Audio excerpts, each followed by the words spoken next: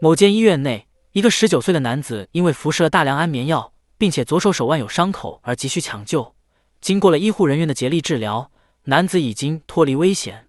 可是死里逃生的男子生无可恋，一连死相。自杀被抢救这种事，也不是1、2次体验过了。事已至此，一个西装革履的男子递过来一个文件：我们生存的权利是受到保障的，与此同时，我们也有生存的义务。多次自杀的你，既然选择放弃这个权利，我们身处的是个尊重本人自由意志的国家。听完这一番话，病床上的男子缓缓开口：让我死，请你让我死。男子签下了文件，沉沉的睡去。终于可以结束生命了，懦弱也好，无能也罢，我现在只想静静的死去，仅此而已。再见了。不知过了多久，猛烈的阳光叫醒了男子，不知为何已经身在陌生的海边，身边还有个长发的女人。到底怎么回事？我为什么没死？这里又是哪儿？定睛细看，海岸边聚集了不少人，身旁的女子手臂也有自残的痕迹。男子现在一心求死，他们是什么人？这里是什么地方？好像也没那么重要了。不远处有块告示板，上面写着：各位之所以在这座岛上，是因为大家放弃了生存的权利与义务，各位的身份也已经在本国以死亡的形式予以注销，因为你们已经不再享受作为我国公民的一切权利。与此同时，你们也没必要再遵守本国的权利与义务。各位在岛上以及周围1公里的海域内绝对自由，并且如果各位离开该岛屿超过1公里的海域，将被视为侵犯领海权的行为。对于此行为，本国将不对各位的生命做出任何保证。看到这里，人群里的眼镜哥回想起曾经在网上看到类似的传闻，每年激增的自杀人数导致国家已经无法承担那些巨额的医疗、回归社会辅导等费用，所以决定放弃这部分人，说是要尊重当事人的自由意志。结果就是现在这样，被国家注销身份，流放到这岛上自生自灭。没错，这里也叫做自杀岛。还没等众人缓过神，高处的崖壁上已经有几人陆续跳下，紧接着重重地摔在众人面前。骨肉碰撞地面的声音沉闷又骇人，刺激着耳膜。大家虽然都是些自杀的惯犯，可是亲眼看到生命在眼前消逝，还是本能地感到恐惧。短暂的沉默后，人群中一个头巾男率先开口：你们想像他们一样死得那么恐怖吗？反正大家都是寻死的人，何不慢慢来，以平静的心死去，就没那么可怕了，不是吗？为了不再看到那么血淋淋的场面，众人离开了海岸边。可是没走多久，大家都口渴难耐，可是眼前的这座岛一片荒芜。男子不禁心想，就算找到了水喝，可是那之后呢？众人继续前进，看到了破败不堪的房子，看来已经废弃很久了，而且房子里还有早已化为白骨的尸骸。看来在场的人已经不是第一批来这的了。人群中的男子默默看着这些，不知为何大脑一片空白，而且有一个念头一直在脑中不断回响：如果真的死不了的话，那只能活下去了。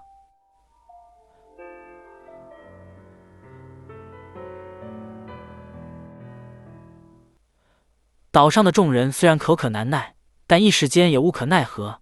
男子这才意识到，原来脱离了社会，就连本应理所当然的喝水也是一件难事。看来想要舒服的死去也没那么容易。人群里的一小部分人打了退堂鼓，打算回港口效仿之前的人，从高处跳下了结自己。尽管不太体面，但也总比活活渴死要好。而另一批人则是想要前往山上，想要碰碰运气，看能不能摘点野果补充水分。人群中却有人发话了，警告几人就这么贸然去找水源，恐怕在找到之前就会因为虚脱而倒下。如果没有相关知识和经验的话，是没那么容易找到水源的。一直沉默的男子惊讶地发现，说话的这人自己认识，是阿介。果然是阿介，为什么连你也来了这里？而阿介也认出了男子阿震。还没等两人多说几句，头巾男打断了两人的叙旧。既然阿介不建议上山，那么有什么更好的提案吗？阿介认为，以这座岛的规模来看，岛上一定有河流，我们朝着视野比较开阔的海岸走，看能不能找到河流的入口，然后顺流而上，直到河水可以饮用为止。阿震看着这样的阿介，疑惑为什么那个成熟自己许多、有领袖气质的阿介也会来到这个岛呢？阿介却不是很想深聊这个话题，只是说自己尝试再次寻找希望，但失败了。一行人继续赶路寻找水源，可是刚走没多久，同行的女孩又累又渴，再也忍不住了。就算这么走下去，谁也不能保证一定能找到水源吧？而且这个头巾男也太奇怪了，根本看不出是个自杀未遂的人。会被送来周斗岛的，不都是一心求死的人吗？头巾男见大家一副想原地摆烂等死的样子，向众人解释道：“我不能死在这个地方，你们想一想，自己要以什么方式死在什么地方，怎么能任由他人来决定？”没想到这一番话点醒了众人，大家纷纷表示赞同。我不想死在这里，我要把遗书放在尸体前，让那些欺负过我的家伙感到后悔和恐惧，否则我的死就没有意义了。会在这里的人各有各的理由，可是刚才看过活生生的人死在自己面前，却又唤醒了求生的意志和出于本能的对死亡的恐惧。之后大家都不说话了，一直忍着口渴继续前进。每个人心里都很矛盾，很明显大家都想要继续活下去。不知走了多久，在大家的体力和耐心都快要见底时，终于找到了入海口。众人看到了一丝希望。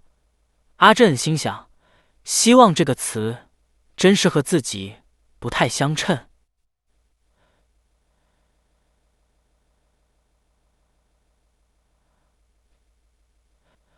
将近日落时分，大家终于找到了水源。一旁的阿介却提醒阿震别喝太多，一会儿去到上游水质会更好，否则万一明天闹肚子就没力气干活了。明天也对，只要活着就会有明天，这不是理所当然的吗？而且就算水的问题解决了，但食物的问题还没解决。狩猎和采集，如果想要生活下去，以后恐怕每一天都要为此而奔波了。听到这里，刚才找水时就想摆烂的女孩又闹起了情绪。这种原始生活我才不要，连替换的衣服也没有，我们难道就在这里每天像野人一样脏兮兮的生活吗？头巾男也不惯着，既然他不想活下去，那就退出吧，回海岸跳崖也好，原地等死也罢，都是你的自由。气氛一时尴尬异常。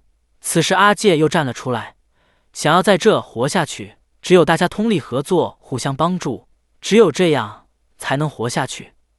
头巾男见阿介帮自己解围，上前自我介绍：“我叫阿良，接下来还请多指教。”看着握手的二人，阿震似乎有点看到希望的曙光。稍作休息后，天色也暗了下来。幸好在河流的上游发现了一座废弃的学校。深夜，月光分外明亮。破旧的教室里，有人睡得很沉，有人完全睡不着。阿震就是睡不着的其中之一。现在的状况完全没有实感，就像在做梦一样。在这座什么都没有的南方小岛上，真的能顺利活下去吗？自己也会在不久之后变成白天看到的那副白骨一样吗？这么想着，门外却传来了动静。两男一女在走廊上说着丧气话，狩猎和采集什么的，这种事根本做不到吧？不去死的话，就要去受苦了。反正大家最后都要死，不如趁现在放纵一下。说罢，就对着女孩子毛手毛脚了起来。女孩也没有勇气面对明天了，只要愿意事后陪自己一起去死，合体什么的也可以。另一边，同样被外面动静吵醒的两个男子也邀请阿震对一个连一群女孩行不轨。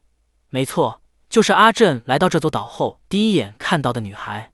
阿震想阻止，却支支吾吾，不知该说些什么。说到底，自己到底是想动手，还是阻止他们。这里是自杀岛，一个等死的岛，自己的想法、声音都在无力的挣扎。眼看女孩就要受辱，可阿正却还站在原地。女孩挣扎中，朝着阿正投来求助的眼神。阿正刚下定决心准备阻止两人，阿良却抢先一步，抄着木棍给了两人一下，警告两人最好老实点，回去乖乖睡觉。挨打的两人却不服气，要做什么都是我们的自由吧，阿良凭什么管？阿良却丝毫不肯让步。没错，你们要做什么是你们的自由，所以我把你们狠狠揍一顿，让你们老实，也是我的自由。两人听后也不再回嘴，灰溜溜的去睡觉了。最后阿正自己都搞不明白，刚才自己是要阻止他们，还是打算同流合污。只有一件事是肯定的，自己没有实践想法的勇气，没有侵犯别人满足自己欲望的勇气，也没有阻止他人的勇气，就连舍弃自己生命的勇气也没有。当阿正回过神，天已经蒙蒙亮了。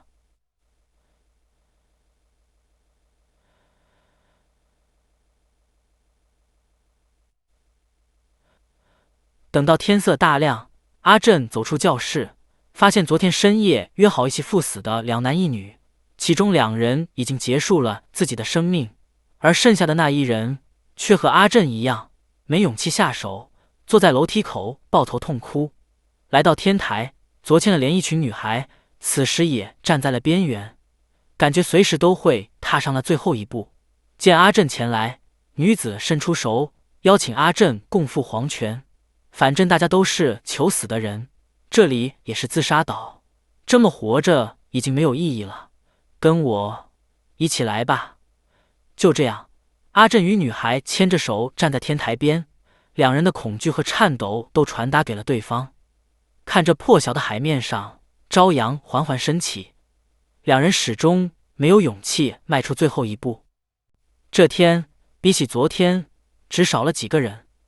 来到第3天，众人探索了附近的废弃房屋，搜集到了破旧的渔网以及一些泡沫箱，还发现了香蕉树。现在搜集到的食物大概只够生活个几天，所以阿介提议下海捕鱼，大家分工合作，女生负责修补渔网，男生们负责探索和下海。阿正等人还从口袋里摸出了小刀以及刀片，曾经用于自杀的工具，现在却用来求生。同伴之一的田中十分兴奋，大家一起通力合作求生什么的，还是第一次体验。忙活了一整天，渔网和小船都修补得差不多了，能不能顺利就看明天了。田中在这之后也在自言自语着，明天，明天。当晚，走廊里又传来了动静，田中神色紧张，手上紧紧攥着电线下了楼。阿正等人尽管察觉到了，可是没有人有勇气去阻止田中。第二天早上，在学校的庭院中找到了双脚离地早已断气的田中。看来田中没有勇气迎接明天，没有留给大家太多悲伤的时间，艰辛的荒岛生活才刚刚开始。水性好的人稍微探索了一下浅海，寻找适合的捕鱼点，谁知男生们刚脱了上衣准备下海，阿良的身体却吸引了众人的目光。那个看上去既有活力也有自信的阿良，居然有着这么严重的伤。相比之下，阿正手臂上的伤根本就不足挂齿。不仅如此，远离人群的角落也有人隔万了。活下去了希望和死亡的恐惧自上岛以后无时无刻不笼罩着众人。对于自杀的人，除了将他们的遗体简单的埋葬外，其他的什么也做不了，也没有余力去做。众人继续捕鱼，可是沉重的气氛笼罩了所有人。想解脱的人，已经解脱的人，下不了手的人，已经去世的人，还有想活下去的人。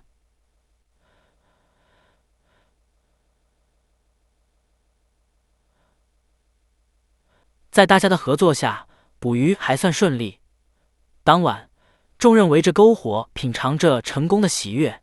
暂时解决了生存问题后，大家又思考起了现在的处境。渔夫的小屋、渔网、潜水装备、香蕉树，温暖的南方小岛，这个自杀岛到底是怎么一回事？此时阿介打断道：“这种事就算想破头也是徒劳，我们唯一能做的就是进一步掌握岛上的情况，寻找能够利用的东西。还有就是，我们需要盐。调味是一方面，主要是用于储存食物，毕竟我们无法保证每次捕鱼都能满载而归。如果可以干燥保存的话，那么食物供应就更有保障了。我们制作一个盐田如何？”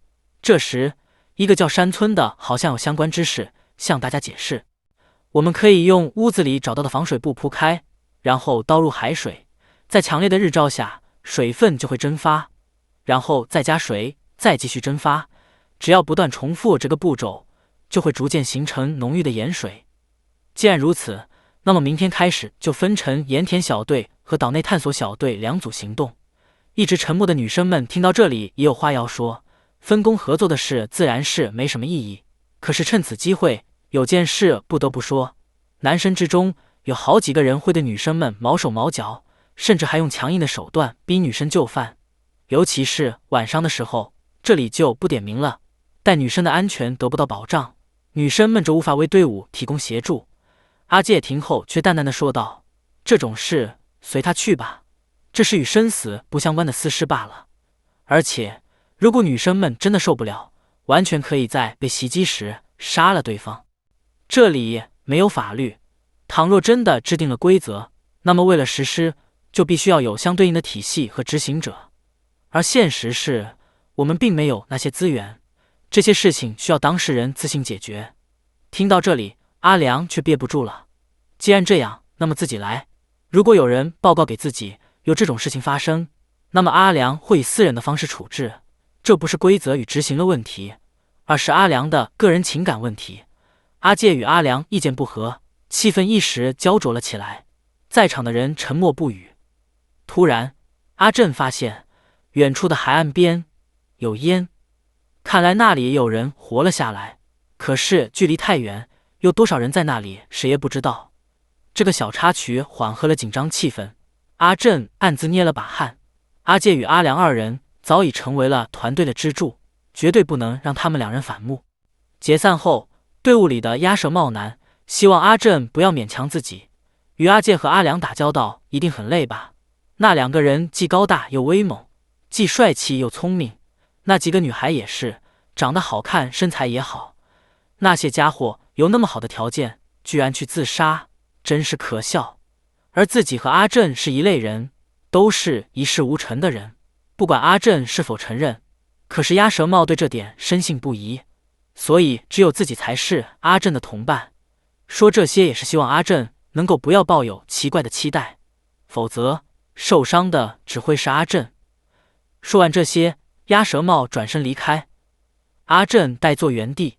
不知过了多久，过去那些不好的回忆仿佛又涌上了心头。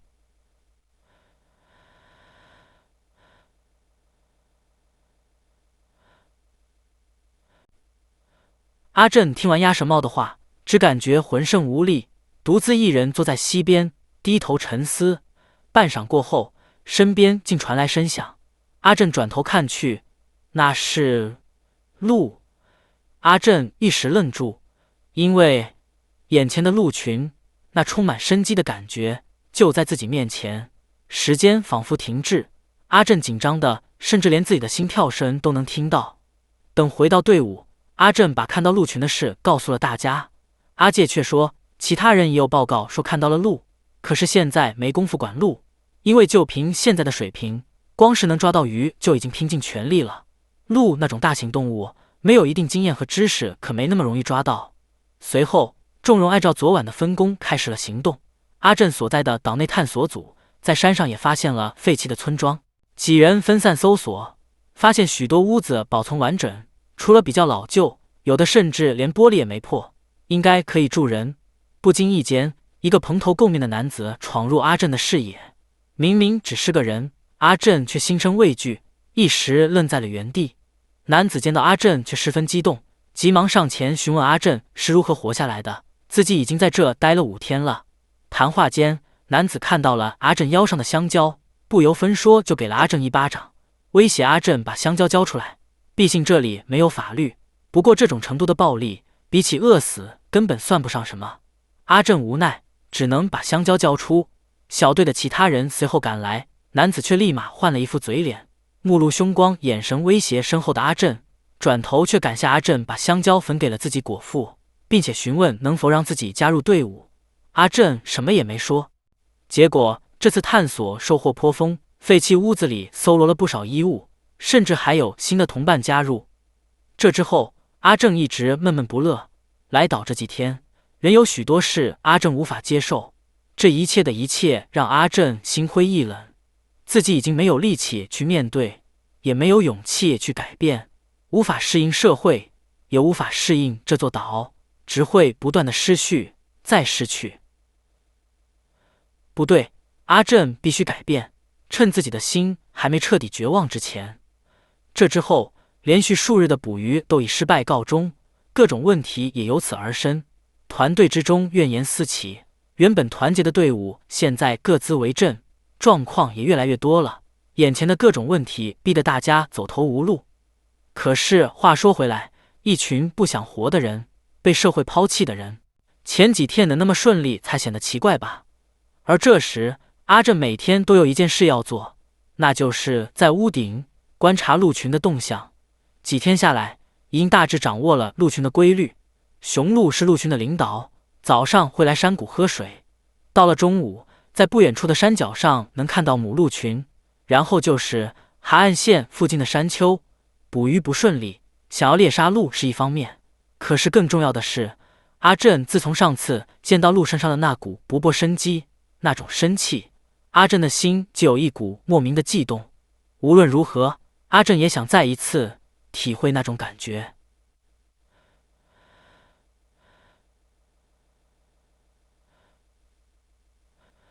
阿正聚精会神观察鹿群时，上司的女孩也来到了屋顶。经过之前的跳楼未遂，女孩声称自己现在的内心无比平静，因为只要自己愿意，随时都可以跳下去结束这一切。阿正最近天天到天台来，难道不是这么想的吗？阿正解释道，自己是在观察鹿群，倘若最后真的没办法生存下去，那么在那之前，自己无论如何也想再感受一次那种充满生机的气息。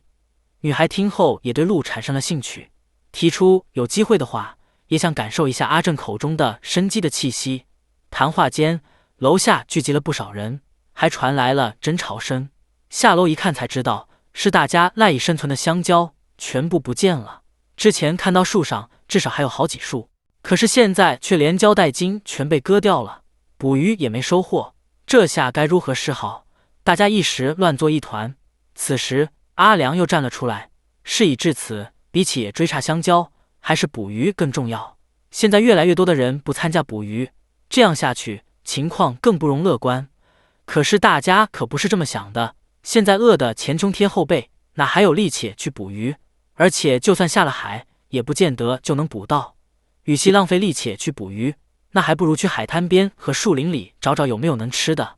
说着，大家各自散开，最后捕鱼的事不欢而散。阿正与队友之一的阿志，再加上一个女孩，三人一起行动。阿志因为曾经在冲绳居住过，所以对南方的野草和植物有一定的认识，靠着阿志的经验，找到了一些可以食用的野果。阿志认为自己和偷香蕉的人没什么区别，甚至可以说一模一样。自己可以找到野果，但是不告诉其他人，是因为如果别人知道了，自己就没得吃了。能力强的人肯定会把自己的那份抢掉，那个偷香蕉的人，他肯定也和自己一样是弱者。说到这里，山坡上出现了鹿群，三人不约而同被眼前美丽又有生机的鹿吸引了注意。它们真美，明明都是这座岛上的生命，但是我们却一点也不美。至少阿志是这么认为的。为什么它们能那么动人而且强壮呢？也许是因为它们简单吧，为了生存而觅食，沐浴在阳光下，奔跑、畅游、飞翔。它们为了生存而生存着。这个岛上，不对，是所有的生物，只是为了生存而深知生存的喜悦，除了我们人类以外。突然，一声惨叫打破了黄昏的宁静，众人循声赶去，发现是有人打架。这两人从刚才相交失踪时就在吵架，现在又升级成了暴力。打赢的那人身上也挂了财，但是他并不在意。就像阿介之前说的，这里没有法律，只要谈不拢，那就用拳头说话。大家都是为了生存下去，就算自己把对方杀了也不为过。阿正默默看着这一切，不禁感叹，人类是多么可悲的生物。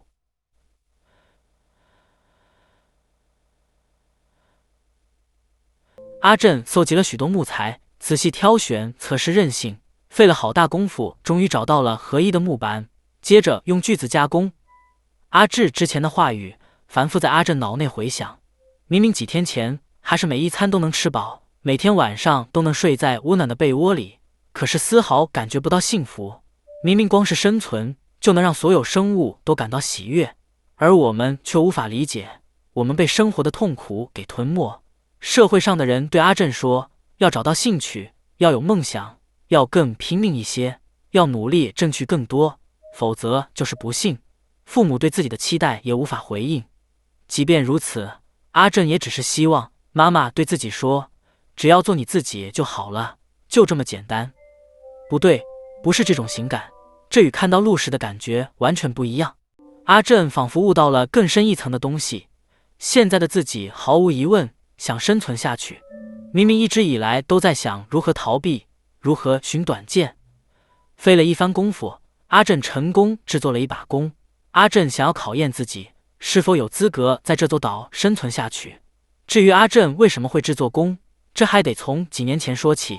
那时的阿正还在上学，射箭部的部长同时兼任图书委员的英子，因为经常看到阿正独自看书，而射箭部又正好缺人，于是主动搭话，希望阿正有兴趣的话可以来射箭部观摩一下，因而从英子那学习到了许多关于弓箭的知识。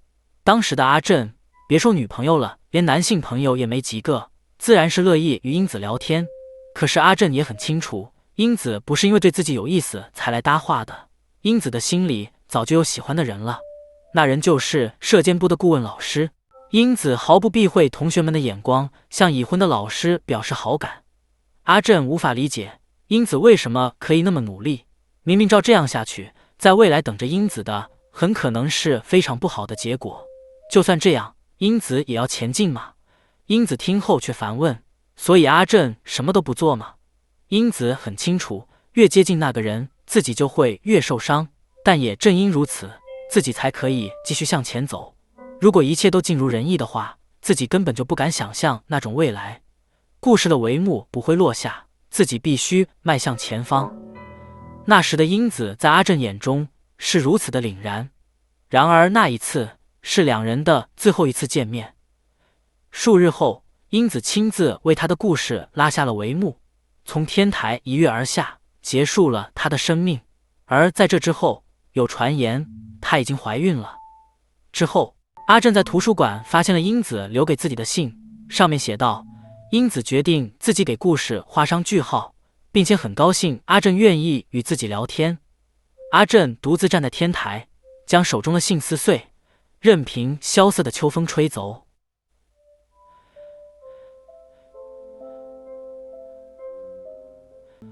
暴力事件让大家都冷静了下来，权衡利弊后，有一部分人选择相信阿良的判断，继续捕鱼。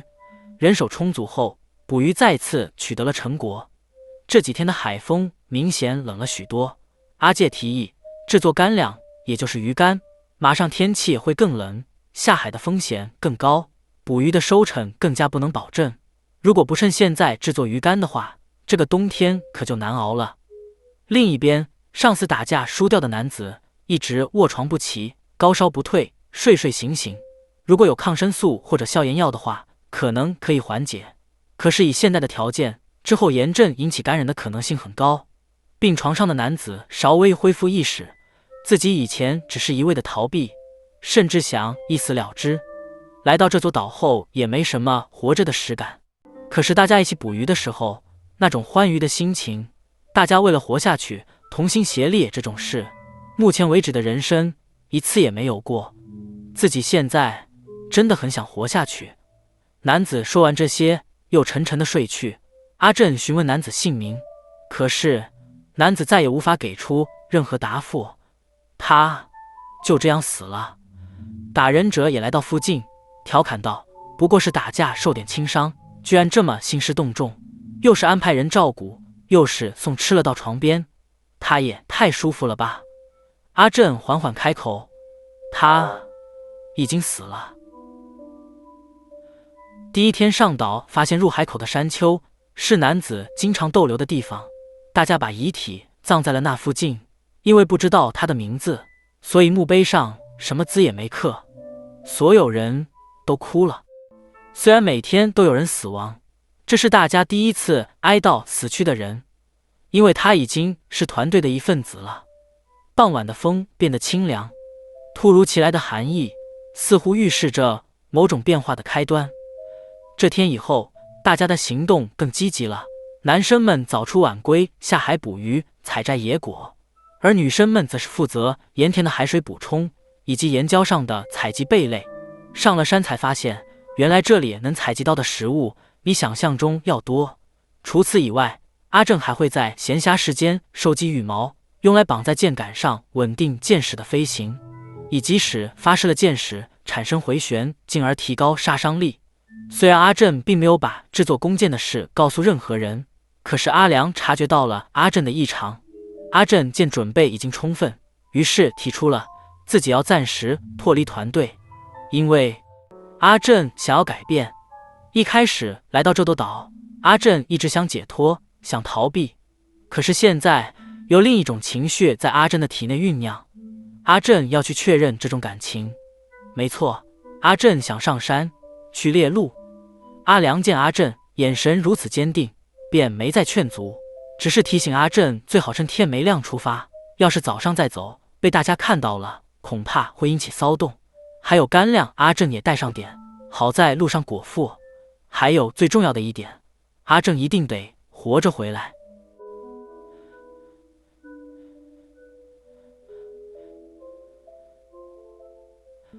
阿正整装待发上山猎鹿。此时天已微亮，天台的女孩早早醒来，在溪边洗漱，与阿正撞了个正着。看到全副武装的阿正，问道：“是想去寻找那股生命的气息吗？”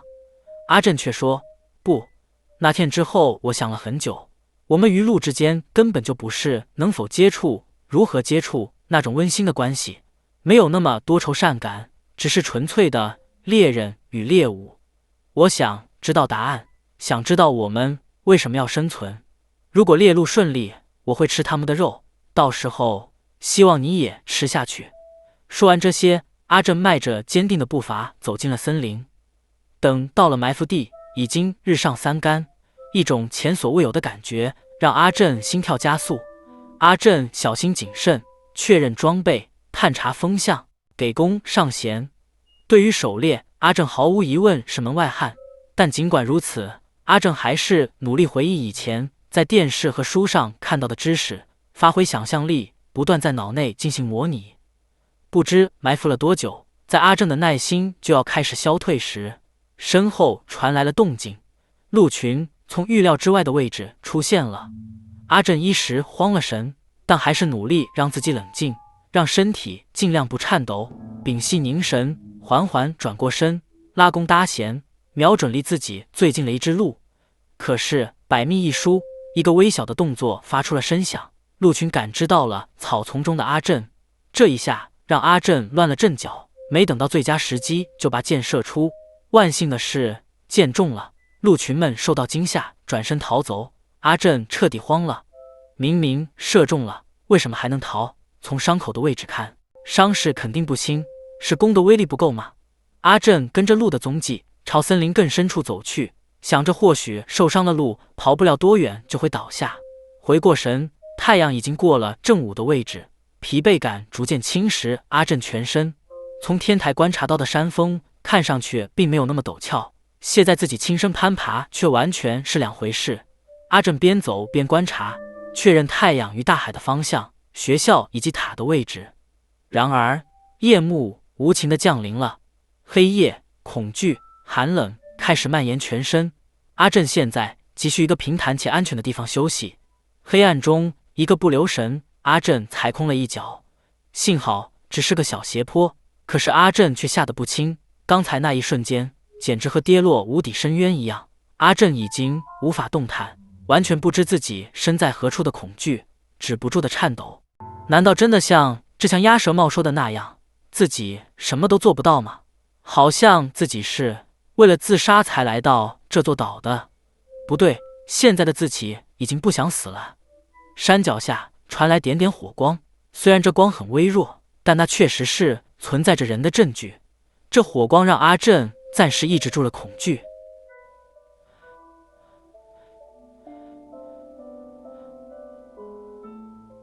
黎明时分，阿震浑身颤抖从森林里醒来。昨晚与寒冷和恐惧相伴度过一夜的阿震，只是稍微合了下眼。阿震意识到，万一就这样感冒了，可是很危险的。这里缺乏药物和医疗设施，和城市里的感冒可不是一回事。阿震找到了一些干柴，用随身携带的平底锅加上之前的干粮和栗子，勉强充饥。阿震现在的计划是找到容易上山的路。如果就这么在森林里转，恐怕到太阳下山都到不了山顶。阿震在赶路的同时放缓速度以节省体力，采摘笔筒树的新芽补充水分。虽然时不时可以透过树梢看到山顶，但是距离还是很远。好巧不巧，没走几步居然发现了不知何时死在森林里早已化为尸骸的人，还有上山的路。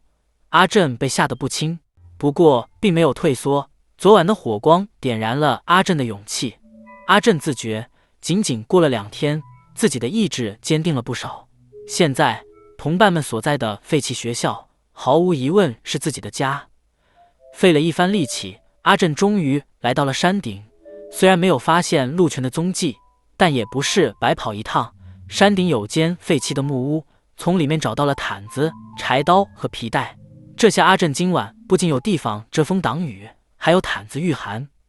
当晚，阿震点起篝火，无法言喻的温暖与安全感，与昨晚简直天壤之别。虽然猎鹿不是很顺利，不过阿震不会放弃。白天那一箭毫无疑问射中了，是弓的威力不够吗？可是以阿震的水平，只能做出这种威力的弓。阿震回想起之前听过，野外生存最重要的就是认真思考，制定对策，行动实践，永不言弃。思想。忽然间，阿震的脑海里稍微想象了一下，如果现在的自己回到从前的话，自己的人生是否会完全不一样？不行，不能想这种事。这种重生的美梦，做多少回都不会成为现实。历史不承认假设，只有对未来的假设才有可能实现。这一晚，阿震睡了个好觉。接下来的天气会越来越冷，毯子果然是不可或缺的。阿震灵机一动，将毯子割开，披在了身上，随后继续前进的步伐。然而干粮已经见底，当下得解决伙食问题。可是放眼四周，能够用来充饥的只有蚱蜢。没办法，阿震做了一番思想斗争，还是动手捕捉了蚱蜢。为了避免染上寄生虫，阿震有用平底锅好好煮熟。阿震自己都觉得不可思议，一心求死的自己，现在居然会独自在森林里打猎吃蚱蜢，究竟是为什么呢？不对，为了什么活着是城里人的想法，而在这里，为了生存而活着，没有所谓的目的，既不是为了快乐，也不是为了幸福，只是为了生存而活着。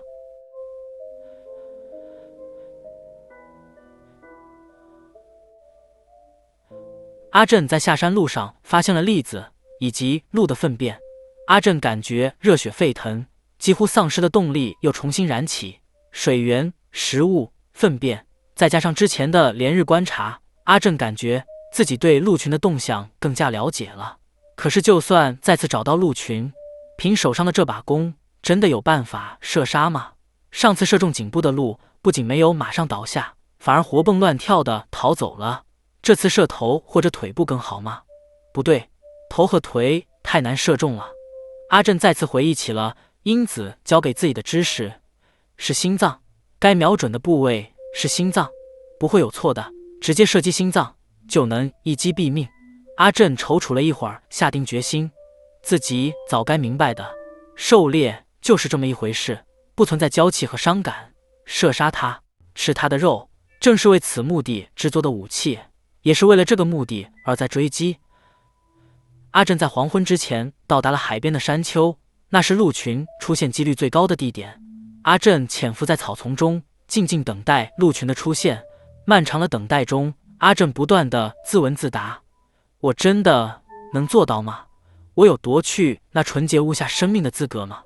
又或是无功而返呢？不知过了多久，久到阿正疲惫地睡去。第二天旭日东升，周遭逐渐明亮起来，海面上吹来阵阵海风。此时的阿正早已口干舌燥。就在阿正准备放弃时，鹿群出现了。阿正紧绷神经，缓缓低下身，打起12分的精神。海风完全掩盖了阿正的气味和声音，老天爷也站在了阿正这边。阿正看着鹿群自由又美丽的姿态，再次犹豫了，内心矛盾不已。上次埋伏时明明更加专注，下一个瞬间，鹿转过了头，与阿正四目相对。阿正被那种吸魂摄魄般的无暇眼神吸引住了，一瞬间的松懈，阿正松手了，剑离弦而去。此时的阿正眼前的景色犹如慢镜头一般，剑缓慢地射中了鹿的心脏。鹿群受到惊吓，四散而逃。阿正也回过神，急忙朝森林追去。果不其然，被射中的鹿就倒在了不远处。阿正此时的感觉很微妙，之前那种迷茫和犹豫，现在全然不见了踪影。接下来该怎么办呢？以前好像在书上看到过。血，没错，先放血。阿正专注的、小心翼翼的处理着自己狩猎的成果，同时脑内回想着记忆里早已模糊不清的知识，无法想象自己现在正在做什么。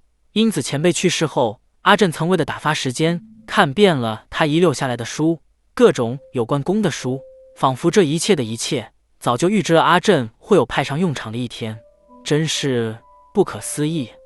当晚，阿正就地点起了篝火，吃着鹿的内脏。鹿死了，而阿正靠着鹿的血肉活了下来。阿正将鹿头埋葬，忽然间，内心深处涌出一股心酸。感谢鹿，感谢森林，感谢这朵岛。阿正有生以来第一次如此真心诚意的感谢。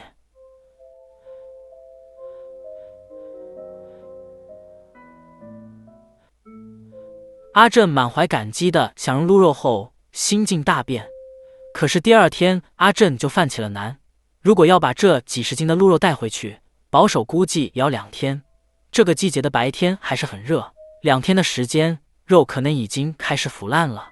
正头疼之际，不远处冒起了烟。阿正好奇之余，也生出一丝恐惧，会在这种地方遇到的未必是同伴。阿正小心翼翼朝着烟的方向寻去，居然发现了带着篱笆的田园小屋，甚至还有狗。阿正漫步走近，怎料这时身后飞来石块，差点砸到阿正。只见身后一名男子颤抖着举起石块，战战兢兢询问阿正到底是什么人，为什么会来到这里，是来抢东西的吗？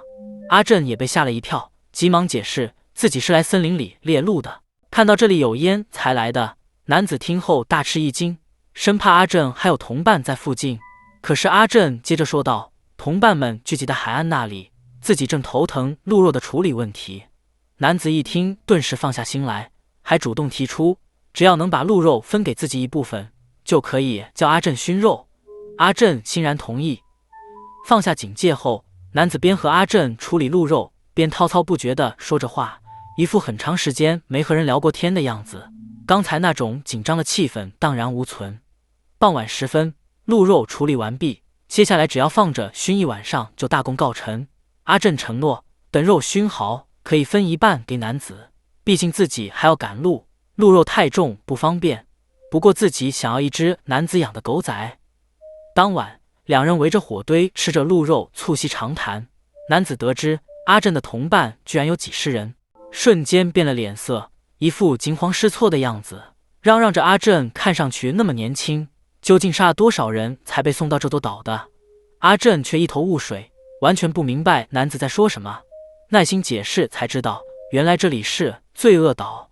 好几年前，社会上掀起了一波反对死刑的运动，同时重大犯罪率也直线攀升，导致社会动荡不安，监狱人满为患，将那些日益增加的重罪犯全部流放，于是就有了这座罪恶岛。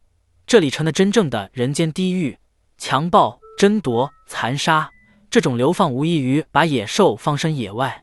其中大部分人都没熬过第一个冬天，剩下的人也因自相残杀而亡。男子则是在争端开始前就逃到了山上，所以躲过一劫。虽然男子也是个罪人，可是和一同上岛的其他人比起来，根本不够看。阿正却解释自己和同伴们是因为自杀而被送来的。男子听后大吃一惊，可是转念一想，好像也对，在自己被逮捕前，犯罪率和自杀率就一直在上升，难道只有伤害他人或者伤害自己两个选择吗？这个世界真是不可理喻。说到这里，两个人都沉默了。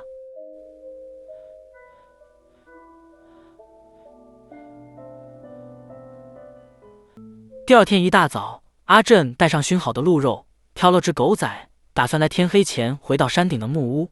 男子许久没见活人，阿正又好相处，提出就算回去了，等着阿正的也只有人与人的斗争而已，要不就这么留下来，阿正负责打猎，自己负责耕种，两人分工合作，隐居在这里。可阿正作为主角，既然答应了同伴会带鹿肉回去，当然不会食言，反而邀请男子跟自己一起走。男子听后一下子沉默了，请求阿正回去后不要把遇到自己的事告诉其他人，自己独居惯了，还是一个人比较亲近。话虽如此，可是阿正临走前，男子一直目送着，直到阿正的身影完全消失在森林里。告别了男子，阿正提着熏好的鹿肉，带着狗仔踏上了回山顶的路。阿正对尚且年幼的狗仔充满希望，在这种自己也只是勉强活下来的状况下，收养狗仔并不是出于同情。阿正在这次狩猎中察觉到了自己的不足，出现中箭的野鹿负伤而逃的情况，今后肯定还会有，猎物很可能跑一段距离才断气。如果好好训练狗仔，在阿正狩猎时负责追踪，那么猎鹿就能顺利很多。阿正小心翼翼地拿出一片鹿肉，通过食物训练狗仔的服从性。虽然小狗也很可怜，但这是非常重要的训练方式，在不断重复的训练中，对狗狗进行表扬，与它玩耍，建立不断加深的主从关系以及信赖关系。如果顺利的话，狗狗不用风餐露宿，自己也能提高猎鹿的成功率。阿正当晚就在森林里凑合了一夜，第二天回到山顶时，掐指一算，已经离开同伴们整整1星期了。可能他们已经觉得自己暴尸荒野了吧。就在阿正胡思乱想时，狗仔警觉了起来。阿正顺着方向寻去，草丛背后居然有野鸡。阿正挥手示意安静，或许是感觉到了特殊的气味，狗仔紧张地俯下身子。应该没有比狗更能理解人类命运的动物了，可能这是犬类天生的特性。阿正暗中观察野鸡，悄悄拿起弓箭，瞄准，发射。箭虽然中了，可是受到惊吓的野鸡却踉跄着飞走了。一旁的狗仔顺势追去，将阿正远远甩在身后。不一会儿，远处传来了狗叫，是狗仔和受伤的野鸡。可能是他一时兴起要追出去，但这一行动正是阿正所期待的。追踪受伤的猎物是猎犬应该具备的重要能力。阿正从这小搭档身上感受到了希望。当晚，阿正看着精力充沛、满是活力的狗仔，决定给他起名 EQ。今天是阿正有生以来第一次给别人起名。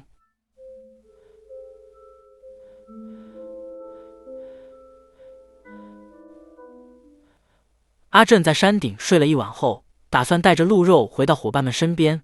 下山的路上，居然又遇上了鹿群。阿正猜测，既然可以如此频繁地碰到鹿群，那么岛上鹿的数量应该很可观。这里离伙伴们还有段距离，阿正急忙低头前行。可是这次 EQ 就没那么配合了，刚一靠近就对着鹿群狂吠。鹿群受到惊吓，尽数飞奔而逃。或许是因为近距离接触野鹿而过于兴奋了吧。阿正这个经验尚浅的小搭档会这样也无可厚非，可是眼下可没那么多时间等他慢慢成长。EQ 的定位是成为阿正狩猎的搭档，而不是宠物犬。阿正随即大声呵斥 EQ， 失败的时候也是训练的好时机。阿正继续赶路，所在之处离学校已经很近了。就在这时，学校方上的不远处传来了女人的惨叫声。阿正心头一惊，三步并作两步赶到现场，只见两个陌生面孔想要对一个女孩动粗。等那背影转过身，分明是天台的女孩。怒发冲冠的怒火瞬间覆盖了阿正全身。两个没见过的混蛋居然敢在这里捣乱。虽然这种事几乎天天发生，这个女孩也并不属于阿正，但阿正无法压抑这股怒气。阿正射出一箭打断了两人，紧接着开口说道：“我不会杀你们，但是可以让你们手脚残废。”两人见阿正这般阵势，又看了看射在身后的箭，只能作罢，灰溜溜的逃走了。危机解除，阿正来到了女孩面前。阿正此时非常兴奋，现在保护他的人是我，这个女人是我的了。不对，不能这么想。阿正沉默片刻，缓缓开口：“我回来了。”阿正在森林里活了下来，还成功带回了鹿肉。这晚，大家围着篝火庆祝阿正的归来，品尝着美味的鹿肉。阿良和阿介提议，如果多人行动配合猎鹿，那么粮食问题不就解决了吗？阿正听后却立刻否定了，人多容易被鹿群察觉，而且弓箭的使用也不是短时间就能学会的。比起这个，有另一件事要和大家说明。随后，阿正向大家解释了 EQ 的来历和这座岛曾被称为罪恶岛的过去。众人听后议论纷纷。人与人相处，有冲突，有分歧，是理所当然的事。阿正望了一眼新加入的两张陌生面孔，又想起了说想一个人安静生活的男子，不安在阿正心底逐渐扩张。深夜，阿介与阿正谈心，继续刚才的话题。一开始的时候，只要发生纠纷，阿良都会及时出手制止，没让矛盾升级。但那并非全部，在眼睛看不到的地方会发生什么，谁也不知道。阿介总觉得阿正变了，也许是因为上山打猎的缘故吧，总觉得现在的阿正有点令人害怕。结果这一晚，阿正怎么也无法入睡，直到黎明的到来。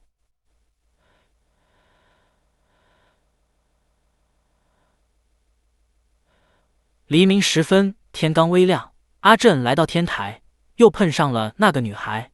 女孩经常独自来到天台思考人生，人为什么要活着呢？原来女孩一直为自己的怕死而感到羞耻，无法在社会立足，也不能适应这座岛。明明只要往前几步就能结束这一切，可是却做不到，自己到底该怎么办？阿正稍加思索，开口说道：“对不起，我根本没空闲去想这些问题。森林的夜晚非常寒冷，我追踪鹿群的时候，一直都要收集干柴，寻找水源也费了一番功夫。收集清晨的露珠，用笔筒树的嫩芽补充水分。为了充饥，我甚至还吃了蚱蜢。鹿群真的很美。我砍下了鹿头，开膛破肚，做成了晚餐。那个夜晚发生的事情，我这辈子都不会忘记。我一直想把当时的心情一五一十传达给你。我们的生命建立在无数生命之上，饥饿与口渴，寒冷与炎热，痛楚与恐惧，每天光是活着就已经拼尽全力了。所以我没有你要的答案。”女孩看着远方，直言自己有点羡慕阿正。阿正感觉他的疑问用自己的答案是无法解答的，不单是他，这里的每一个人都有自己的心结，他们需要的答案也不尽相同，而阿正也会继续追寻自己的答案。几天后，以阿良为首的几人在海岸边制作木筏。阿良的计划是制作一艘能搭载数人以及存放一部分物资的木筏，这样就能离开这座自杀岛了。休息时刻，同伴之一的眼镜疑惑道：“之前告示板上面写着不保证生命安全，也就是说离开这里就会被杀死的意思吗？”阿介表示赞同，眼镜说的很有道理。如果大众知道这个岛的存在的话，政府会相当棘手吧。所以为了不让那种事发生，肯定会阻止我们离开这里。阿良却全然不顾这些，执意要离开。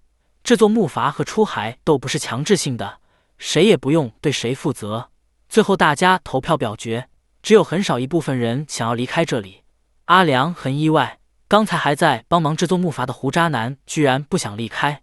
胡渣男却说道，自己自杀的理由是经济上的问题，在这里就没有那种负担了。倒是阿良，明明风险那么大，却还坚持要出海，是有什么重要的东西在对面吗？阿良没有多做解释，只是淡淡答道，想由自己决定告别这个世界的低榜而已。阿正一言不发，看着这一切，心头思绪万千。每个人都有自己的理由，每个人都有自己的执着。看来已经不能再靠阿良和其他人了。接下来天气会越来越冷，海水也凉了不少。阿正决定再次上山。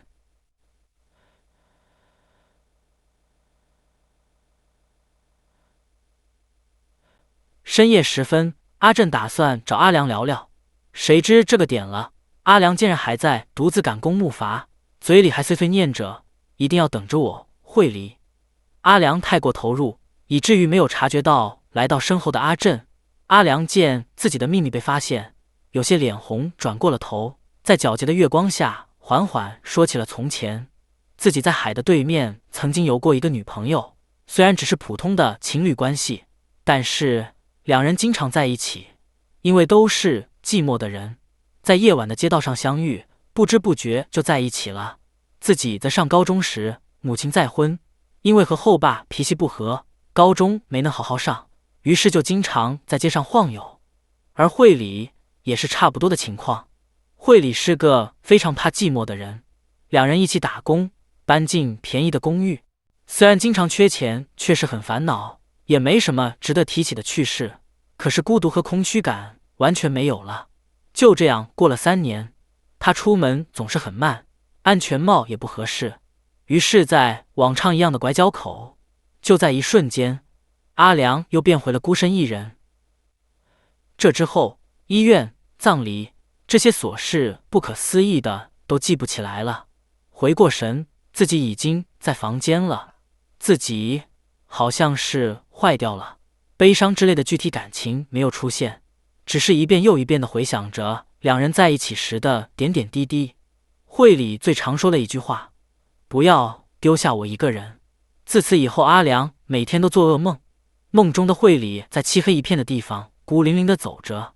阿良当即做了个极端的决定，精神失常也好，神志不清也罢，阿良骑上修好的电动车，开足马力，再次来到了那个岔路口。阿良本以为再次睁开眼睛就能见到惠理，可惜事与愿违。阿良睁开眼睛看到的是医院的天花板，身体一时动弹不得，似乎还动过大手术。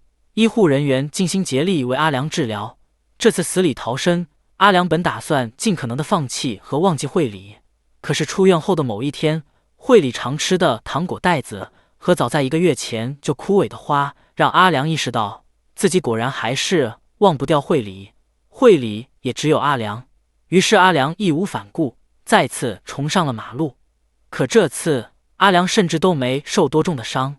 说到这里，阿良颤抖着哽咽起来。稍微平复心情后，阿良换了个话题，继续说道：看到阿正打猎回来后，自己真的吓了一跳。大家一起捕鱼，一起制作道具，寻找饮用水，制作盐田。自从来到这座岛，以前的空虚感完全没有了，自己再次感觉到了活着的实感。在这里，没有东西能让阿良想起惠理，关于他的记忆也逐渐模糊，所以阿良必须回去。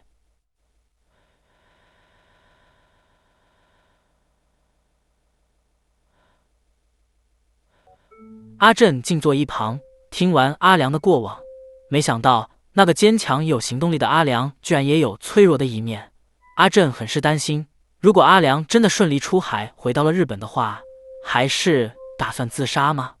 阿正虽然自知没资格对阿良说教，可还是希望阿良能活下去。往后的几天，阿良他们不断的重复练习模拟出海，木筏上又有桅杆又有储物箱，看上去有模有样。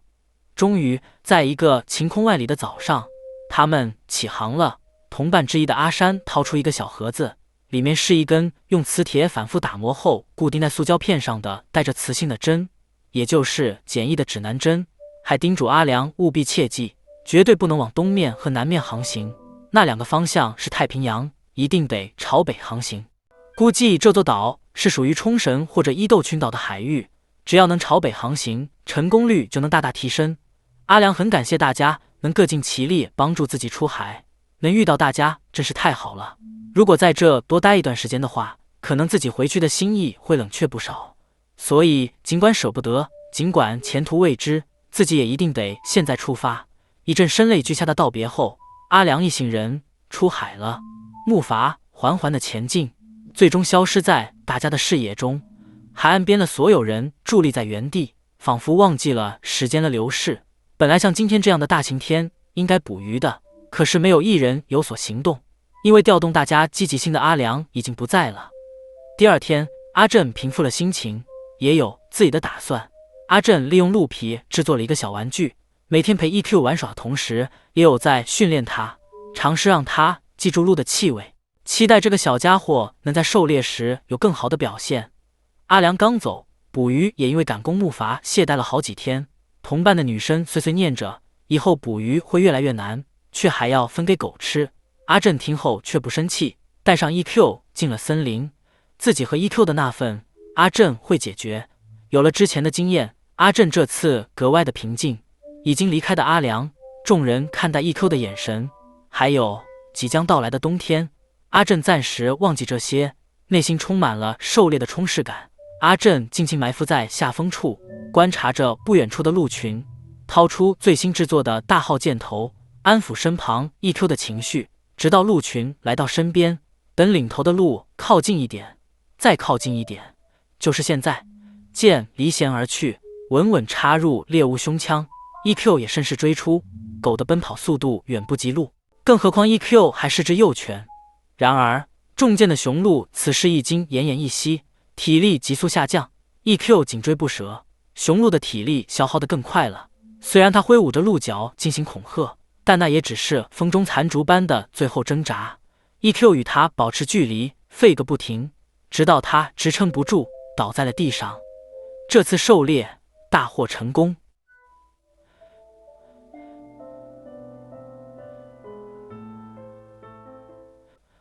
阿正一边轻车熟路处理着鹿肉，一边思考。通过这次狩猎，阿正确定了一件事，那就是猎犬的存在是必须的。阿正盘算着，将一半鹿肉沉入山谷的溪流中，另一半搬到山顶的小屋制成熏肉，这样会比较省力。毕竟一整只份的鹿肉可不轻。阿正在狩猎期间无法进行野菜的采集和捕鱼的工作，因此补充不了维生素。于是阿正想到了一个办法。第二天，阿正带着鹿肉回到了学校，忐忑地开口，想要和大家商量一件事。为了狩猎，有时要花上一整天，甚至好几天对鹿群进行追踪。那段期间很难吃上像样的食物，狩猎和挖野菜也不能同时兼顾。所以阿正的意思是，自己把鹿肉分给大家的同时，希望大家也可以把其他的食物分给自己一些。众人听后议论纷纷，有人开始怀疑是阿正仗着只有自己能猎到鹿，所以想要独占好处。阿正没有多做解释，只是平静地回复道：如果大家无法接受这个交换条件的话，那么这次的肉就是自己带回来的最后的鹿肉了。还有就是在岛上无视纪律、袭击女神的人，暴力抢夺他人食物的人，自己也是绝对不会分给他的。说到这里，人群里的阿山表示大力支持，因为最近能明显的看出积极劳动的人和消极怠工的人同吃大锅饭的不平等现象，而且治安也越来越差，有人不下海也能吃到鱼，有人不上山也能吃到野菜，还有控制不住欲望袭击女神的人。既然话都说到这份上了，第一次见面就得阿正动粗的长发男再次发难，阿正居然敢说这种话，真的不怕吗？这里本来就是随心所欲的罪恶岛，什么治安，什么平等，全是笑话。事到如今，分不分肉可由不得阿正了。事态的发展完全出乎阿正的预料，现场的气氛一时间把弩张了起来。就在这时，又有坏消息传了过来，阿良他们的木筏回来了。众人急忙赶去了海边，只见本来出行的5、6人，如今只剩奄奄一息的3人和破败不堪的木筏。到底发生了什么？靠着残留的一点意识，男子不甘又狰狞的呜咽道：“居然敢撞散我们的木筏，而且他们还对我们开火了，我们根本斗不过他们。”说完这两句，男子咽下了最后一口气，身边的阿良也重伤昏迷。果然，那个告示板写的都是真的，政府根本不会让我们离开这里，我们根本没有选择。几个小时后，阿良还是意识模糊，只断断续续喝了点水。此时，唯一有些医学知识的女生居然拒绝照顾阿良，因为就算知道怎么治疗，这里也没有设备和药品。如果又像上一次一样死在自己面前怎么办？与阿良一起幸存下来的女孩回忆起那时的事，还是有些后怕。我们起航没多久就到了外海，本来一切都很顺利，直到第二天晚上，我们以为遇到了渔船，所以也点火求救。本以为终于可以回到日本了，可是等靠近才发现是一艘巡逻艇，艇上的人根本不肯听我们解释，也不愿给予我们任何帮助，还要求我们原路返回，还对我们开枪了。是阿良拼死把差点淹死的我救了上来，我们就这样靠着木筏的残骸一直漂流，直到天亮才看见陆地。此时几人的说话声把虚弱的阿良吵醒，在场的人只好离开了病房，让阿良安心休养。等到人都离开，阿良呆呆地看着天花板，泪水止不住的滴下。难道自己真的哪都去不了吗？难道只能苟且余生，最后死在这座岛上吗？数日后，阿良恢复到能下床了，大家松了口气。可是对于出海发生的事，他却只字不提。也许是他累了吧，总觉得他变得沉默了，偶尔还会露出狰狞的表情。不仅如此，岛上秩序的失控还在加剧。阿正几人前往河边，淡会了之前用箱子装好藏在河内的熏肉。刚回学校，就看到不合群的几个刺头，大白天就对着女生们毛手毛脚。见阿正手上有鹿肉，居然转身就想要抢。此时捕鱼归来的阿良正好经过，矛盾暂时化解。可是此时的阿良心境大变，不但拒绝维持岛上的秩序，甚至还远离了人群，不愿接受阿正的鹿肉，也不愿分享自己打来的鱼，表情冷漠又坚决。结果谁也没能把阿良留住。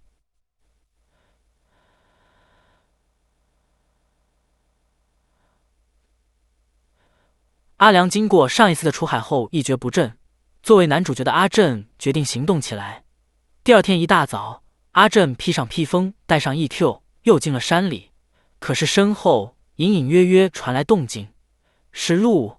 不对，陆逊从没在离学校那么近的地方出现过。转身看去，是人，是那几个不合群的暴力分子，手上还拿着利械，一副来者不善的样子。比起恐惧，此时涌上心头的更多是愤怒。阿正知道事已至此，可不是昨天那种小打小闹就能全身而退的了。阿正有了计划，随即放低了身子，藏在灌木中前行，稍作周旋就把三人甩在身后。到了晚上，暴力组三人商量着，等到天亮就动手。如果阿正听话，乖乖把肉交出来，并且以后都听我们的，就饶他一命；不然的话，就趁现在他一个人的时候把他杀了。反正大家最后都会死在这座岛，倒不如现在开始就随心所欲。怎料阿正此时就埋伏在附近，三人听到动静，急忙把篝火浇灭，以免被阿正远处射击。阿正屏气凝神，闭上双眼，待在原地。大约过了30秒，等眼睛适应了黑暗，阿正借着月光拉弓搭弦，迅速射出一箭。当然，阿正只是打算给他们点教训，没有杀意。谁知其中一人被恐惧感压垮，当场慌不择路，转头就朝森林深处逃去。结果一脚踩空，掉下斜坡。深夜的森林伸手不见五指，阿正没想到会发展成这样，可也不敢贸然去救。阿正打着火把出现在了另外2人面前，其中一人因为黑暗中乱了阵脚而被同伴割伤。阿正没有多说什么，帮男子包扎起了伤口，因为这里不是自相残杀的地方。第二天，暴力组3人中只剩手臂受伤的胡渣男还留在森林。胡渣男不能理解阿正所说的话，什么叫这里不是自相残杀的地方？自杀岛就是自杀岛，这里都是被遗弃的人。阿正没有多做解释，而是帮胡渣男清洗起了伤口。胡渣男身上带伤，也不熟悉森林，只能跟着阿正。于是两人以狗继续狩猎。胡渣男本以为阿正即使不杀自己，也不会给予任何帮助，毕竟几个小时前才发生过那种事。可是阿正资质未提昨晚的不愉快，还帮胡渣男清洗了伤口，甚至分了一部分干粮。见胡渣男身上带伤，行动不便，就让他暂时原地待机。阿正自己则是绕到鹿群上方，顺利的话，只要胡渣男在下方出现，鹿群受惊就会朝阿正方向跑，阿正就能趁机动手。胡渣男虽然忌惮阿正记恨昨晚的事，想趁这个机会丢下自己，可是也无可奈何，只能配合。等到了时间，胡渣男冲出灌木，来到鹿群面前。果不其然，鹿群朝着反方向逃离。就在这时，潜伏的阿正射出一箭，狠狠命中了目标，又一次猎到了鹿。阿正那凛然的狩猎身姿，深深地刻在了胡渣男的脑中。胡渣男没想到阿正居然真的不计前嫌，没丢下自己，还给自己肉吃，当即决定痛改前非。可是阿正看上去却有些失落，因为昨晚掉落斜坡的人现在生死微薄，要是他最后真的死了，那么自己不就成了杀人凶手了吗？自己是有意识去追他的。胡渣男听后劝阿正不要太自责，因为昨晚自己和其他两人也是认真的打算取阿正性命的。如果当时阿正不反击，现在就不可能在这吃伤鹿肉。而且胡渣男看着那么积极向前的阿正，自己就羞愧难当。说着缓缓讲起了过往。我的家里在我出生前就已经负债累累，是因为帮亲戚做了担保，到我懂事的时候，我就知道了家里的困难。爸爸是个老实人，为了还清债务，他拼命的工作，然而只是杯水车薪，他挣的钱只能勉强还利息，最后熬坏了身体，可还是留下了一屁股债。我跟爸爸不同，中学毕业后就没打算去工作，因为我知道就算挣了钱也只能拿来还债，我绝对不会步爸爸的后尘。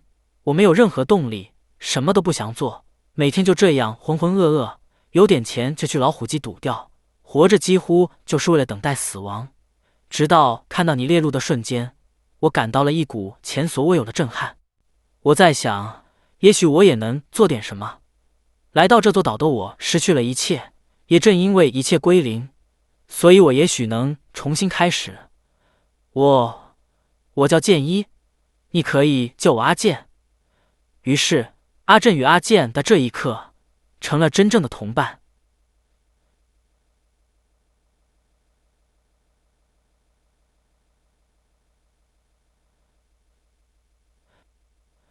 在山上小屋逗留了一夜后，阿正与阿健带着狩猎的成果回到了学校。可是在两人不在的期间，学校里也不太平，桌椅被堆到了外面，破碎的窗户似乎比之前更多了，而且女生们好像有些害怕阿正。阿芝几人告诉阿正，前几天跟踪阿正进山的两人已经回来了，其中一个已经死了。他回来时遍体鳞伤，而且极度虚弱。虽然大家都有各自的意见，但是最后还是决定照顾他，结果却高烧不退，最后在前几天死了。而阿正的另一个跟踪者青木，此时正在门外叫嚣，还称呼阿正为杀人凶手。有人因自己熬死的罪恶感又涌上阿正心头，幸亏知道真相的阿健开口，门外嚷嚷的几人才悻悻离去。不过当然，他们也没打算就这么罢手。风波暂时平息，但是这三言两语没能打消所有人对阿正的偏见。鸭舌帽找的阿正，之前还以为阿正和自己是一类人，看来是搞错了，因为鸭舌帽可没那么狠，为了让自己活下去而杀人，自己还真是有点羡慕阿正。女生们也对阿正避之不及。阿正上山狩猎的日子，其他人也没闲着，大家的偏僻处发现了农庄以及许多农作物，虽然长势不太好，而且多数是地瓜，不过碰巧我们这有人懂一些种植的知识，于是大家齐心协力，在山上收集腐叶土，然后浇上杂草做成了堆肥。不过走近一看，田地却被刨了，因为有人等不及收获，只想着先挖出来吃饱了这顿再说。毕竟务农是把希望寄托于未来，对于看不到未来的人，务农根本是毫无意义的，自杀未遂者的眼里只有现在而已。回去的路上，阿健被暴力组的其他人视为背叛者，挨了一顿打。当然，主要目的是为了抢夺食物，比如刚猎回来的鹿肉。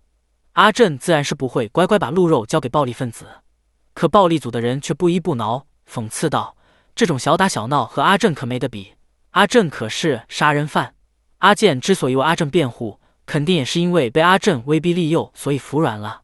刚刚死去的吉村可是说了，那天晚上阿正可是拿着弓箭追杀我们，而且还放狗攻击我们。真正的暴力分子是阿正才对。此时，远处走来的女生发话了：“吉村他没说过那种话，开口的正是在吉村咽气时守在身边的人。吉村他临终前说的是，自己原本打算和其他2人杀了阿正，然后抢他的肉的。身上的伤也是黑暗珠奔跑失足踩空造成的。阿正他在这种地方也那么努力的活下去，而我却一直到最后也没能相信自己和别人。吉村还说，如果能把伤养好的话，希望能加入大家，并且向阿正道歉。眼看谎言被戳穿，暴力组的人没了刚才的嚣张气焰，灰溜溜的离开了。深夜，青木孤零零的蜷缩在角落，本想吉村的死孤立阿正，没想到被孤立的却是自己。在日本是没用，没想到来到了这里还是没用。在某人的怂恿下，吉村接过了绳子。第二天一大早，大家就被EQ的叫声吵醒了。青木自杀了，就像是故意要把自己的尸体公之于众。他吊死在了校舍的正面。他临死前是否还有话要说，还是要指责某人？看着惊恐的众人，阿山打气道：“这件事不是任何人的错，是他自己没有了活下去的动力和勇气。”最后，青木的尸首被草草埋葬，众人就开始了一天的劳作。毕竟尸体什么的也不是1-2次见到了。而阿山虽然没有之前阿良那般有公信力，不过也俨然成了这个队伍的中心人物。说起阿良，现代的他离开了群体，独自一人住在废弃的潜水用品店里，捕鱼之类的他也是自己一个人在做，几乎不跟其他人说话。众人来到海边，今天是个难得的大晴天，海水没那么冷，打鱼的收成也不错。就在大家满载而归，准备回到学校的时候，暴力组拦在了面前。不用多说，当然是冲着鱼肉来的。大家都是自杀未遂者，哪有听过自杀的人还会为明天准备的？乖乖把鱼肉放下，就不用动粗了。要是真动起手来，很有可能又要闹出人命。可是阿正这一边人畜占优，阿山指挥道：“男的拿着武器开路，女生带着食物趁机逃回去。搭上性命这种事，谁都不愿意。两边都有些胆怯，谁也不敢先动手，就这么对峙着。可是暴力组带头的长发男凶狠异常，扔出石头打倒了女生。阿正他们的竹竿也打不过暴力组的铁棍，形势对阿正这边大为不利。这时阿良从旁边经过，可是他并没有出手帮忙的打算，而是朝着反方向走开了。最终所有的鱼肉都被抢走了。晚上阿正实在气不过，独自来到了阿良的住处，质问阿良为什么白天见死不救。阿良看着眼前的篝火，没有一丝动摇，就像之前说过的那样，这种事不要再来找自己了。什么叫见死不救？经过上色死里逃生，我终于明白了。这里没有法律，没有制度，什么也没有，所有人想干什么就干什么，想死还是想活，你们的鱼被抢并不是我的原因，不要什么都算在我头上。阿正见原本大家领袖现在这般冷漠，也很失望。自己本来什么都没有，所以也没有什么可以失去的。可是现在有了，因为阿良曾经对我说过，能遇见你真是太好了，是有生以来第一次有人这样对我说。可是以前的那个阿良已经不在了，我心里的那个阿良已经死了，死在了出海的那天。第二天又是一个适合下海的大晴天，阿正提议去捕鱼，这次自己会带上弓箭。到了海边，果不其然，暴力族也跟了过来，等待着劫掠大家的收成。可是这次阿良也来了，希望可以加入大家。经过昨晚的谈话，阿良也考虑了很多，那个乐观又有行动力的阿良回来了。阿良的归来让团队又重新安定了下来。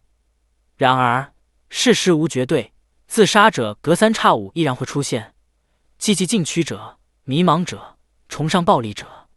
这座岛距离真正的安定还差得远呢。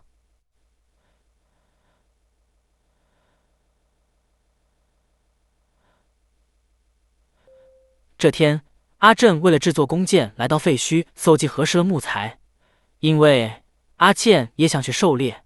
回程却看到了不可思议的一幕：一个与这座岛格格不入的女生，孤零零地眺望着大海，高跟凉鞋、短裙、长指甲，若是在东京街头，就是一个普通的时髦女孩。可在这里，这样的打扮太奇怪了。女孩也发现了阿正，上来就开口想要些吃的。阿正拿出了一些肉干分给女孩，紧接着女孩提出自己不会白拿阿正的肉干，所以可以用身体为阿正服务。阿正闻言顿时羞红了脸，连连摇头拒绝。比起肉肠，阿正更想知道女孩所在的港口这边的人过得怎么样了。只是回答几个问题就能换到肉吃，女孩当然很乐意。港口的东边发现了农庄一样的地方，里面有很多家鸡跑到了山上。于是大家合作把鸡抓了回来，还把小屋修好了。到这里为止，一切还算顺利。可是，自从一个叫泽田的人当上领袖后，渐渐的发生了改变。那个泽田是个很可怕的人，几乎成了土皇帝。刚开始的时候，在他的带领下，大家度过了难关。但后来，他说的话就像下命令一样，一小部分人实在受不了了，就偷偷跑去了学校那边，而女孩正是这小部分人之一。就这样，女孩跟着阿正回了学校。女孩自称小尚，还认出了人群里的阿健，因为阿健正是前段时间从港口逃来的。众人对着小尚一阵端详，阿健不解风情，看着面前浓妆艳抹的小尚，当众指出：“小尚是卖春的吧？”小尚虽然没有否定阿健的话，可是这么说也太直白了。应该说自己是负责替人舒缓压力的。在场的人议论纷纷。既然都说那么直白了，小尚慢慢解释道：“不管你们想不想或者允不允许，这个岛上是没有法律的，有的只是需求和供给关系而已。”这一番话让女生们不能接受，可男生这边没有太多反对的声音，况且还能从小尚这里多了解一些港口那里的情况。深夜，阿正还在叫阿健制作弓箭，可阿健却有些心不在焉，还突然放下了手上的事，跑去了外面。原来是阿健看到小尚这心痒难耐，找他舒缓压力去了。第二天，大家为了能在冬天也捕到鱼，把小木筏改造成了渔船。岛与岛之间会有很深的海沟，沟底的鱼会比较多，所以如果顺利的话，大家冬天的食物问题就可以解决大半了。日落前，大家好不容易把钓具撒入了海里，而此时的阿健则是在帮小尚布置新家。可是那个泽田会就这么轻易放小尚离开吗？这一点阿健很担心。那个泽田可是连吃人这种事也干得出来的。第二天，大家忐忑又期待地回收了鱼钩，结果收获颇丰，跟在前海捕鱼的成果简直天壤之别。与此同时，岸边来了几个陌生人，观察着阿正他们。阿健提醒众人，最好不要招惹上他们，与他们接触很可能会引发暴力事件。阿良则是不以为然，反正今天大丰收，好好饱餐一顿比什么都重要。然而好心情并没有持续多久，田地被刨了，而且从痕迹上看不像是人为的。负责田地的人猜测，可能是野猪干的，因为自己在晚上看到过类似的生物，虽然只是借着微弱的月光，但从体型上看应该没错。其实当时又提高音量想把他吓走，可是他只抬头看了一眼而已。野猪这种生物可是很危险的，以前偶尔有新闻报道人被野猪袭击受伤什么的，极端情况死在他獠牙下的人也不是没有。既然他们不怕人的声音，这也说明了危险程度。可是就算这样，也不能把田地就这么白送给野猪吧。沉默片刻后，在场人的目光汇聚在了阿正身上。我们这可是有阿正这个猎人在。这时，之前对阿正冷言冷语的鸭舌帽也主动申请协助阿正。因为这片田地是自己唯一可以好好工作的地方，所以务必让自己也出一份力。还有就是，请称呼自己为帽子。事不宜迟，阿正决定今晚就动手。天还没黑，阿正就已经热血沸腾，受别人的委托而工作，那是一件非常振奋的事情。但阿正的情绪如此高涨，并非因为这个，而是猎物，因为阿正是个猎人。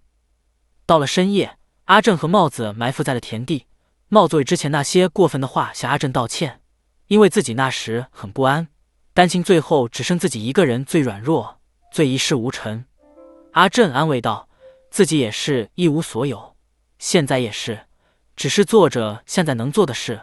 帽子刚刚也说过吧，这里是你唯一可以工作的地方，所以自己和帽子是一事无成的伙伴。谈话间，田里有了动静，两人抬手望去，正是野猪。野猪有着厚厚的皮毛和结实的肌肉，必须在近距离狠狠命中才行。阿正搭弓拉弦的功夫，两头野猪已经转身离开，不过好在还有一头没走，而且还察觉到了阿正，一股摄人的暴力气势与阿正对视着。阿正也被狩猎的兴奋感包裹全身，果断射出了一箭，野猪应声倒地，可是很快又踉跄着爬了起来。阿正赶忙翻出窗外，来到更近的距离，野猪仿佛察觉到了危险，转头就要逃。阿正眼疾手快，又对着背影补了一箭，可是野猪还是逃掉了，明明射中了。第二天，大家看着地面的血迹，十分震惊。虽然没有当场射杀，但是阿正毫发无伤，还能做到这种程度，已经很厉害了。不过，只是赶走远远不够。EQ 仔细闻着残留血迹的气味，希望可以凭此继续追踪。野猪受的伤不轻，应该跑不远。话说回来，专注了血迹的 EQ 在其他人靠近的时候都会狂吠，可是连一群女孩接近却十分温顺，可能是因为在 EQ 小的时候他就经常陪 EQ 玩的缘故吧。话说之所以叫他连衣裙女孩，明明是因为第一次见面的时候她穿着连衣裙，可是现在她十分珍视了连衣裙，好像丢了。EQ 好好记住了野猪的血腥味。阿正准备再次出击，阿健也做好了自己的弓，提出和阿正一起上山，要是出了什么状况也好搭一把手。就这样，在 EQ 的带领下，费了一番力气，终于来到了虚弱的野猪附近。EQ 一狗当先冲了上去，可能是血腥味让他兴奋了起来。面前的野猪很虚弱， EQ 又牵制了他。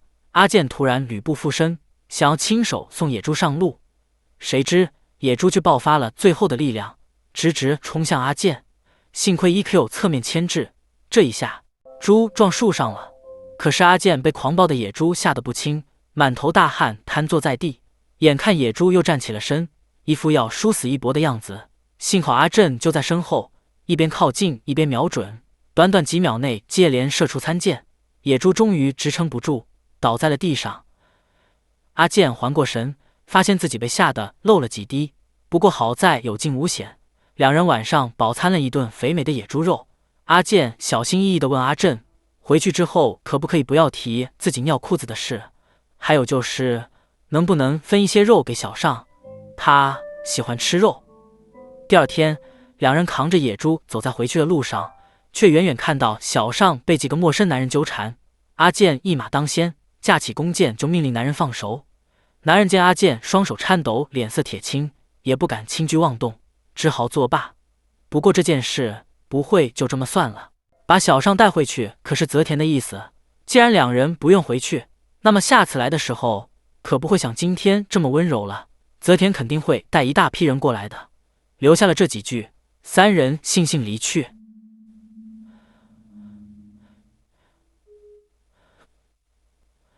晚上，大家围着篝火吃着肥美的野猪肉，商量着最近的事。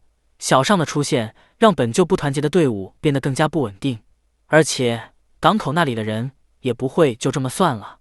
女生们提议让小尚回去不就好了，毕竟他原本就不属于这里，况且他还不劳作，唯一的作用就是帮人缓解压力。可是他本人不愿意回去，而阿健也出面阻止。那个泽田到底是个什么样的人？为什么港口那的人都那么怕他？此时角落几个从港口逃来的人一听到泽田的名字就已经开始生理不适。那个泽田可是真的会吃人的。当初我们群龙无首、不知所措的时候，是他站出来带领我们寻找食物，还发现了废弃的农庄，还阻止我们修建鸡窝、捕捉山羊。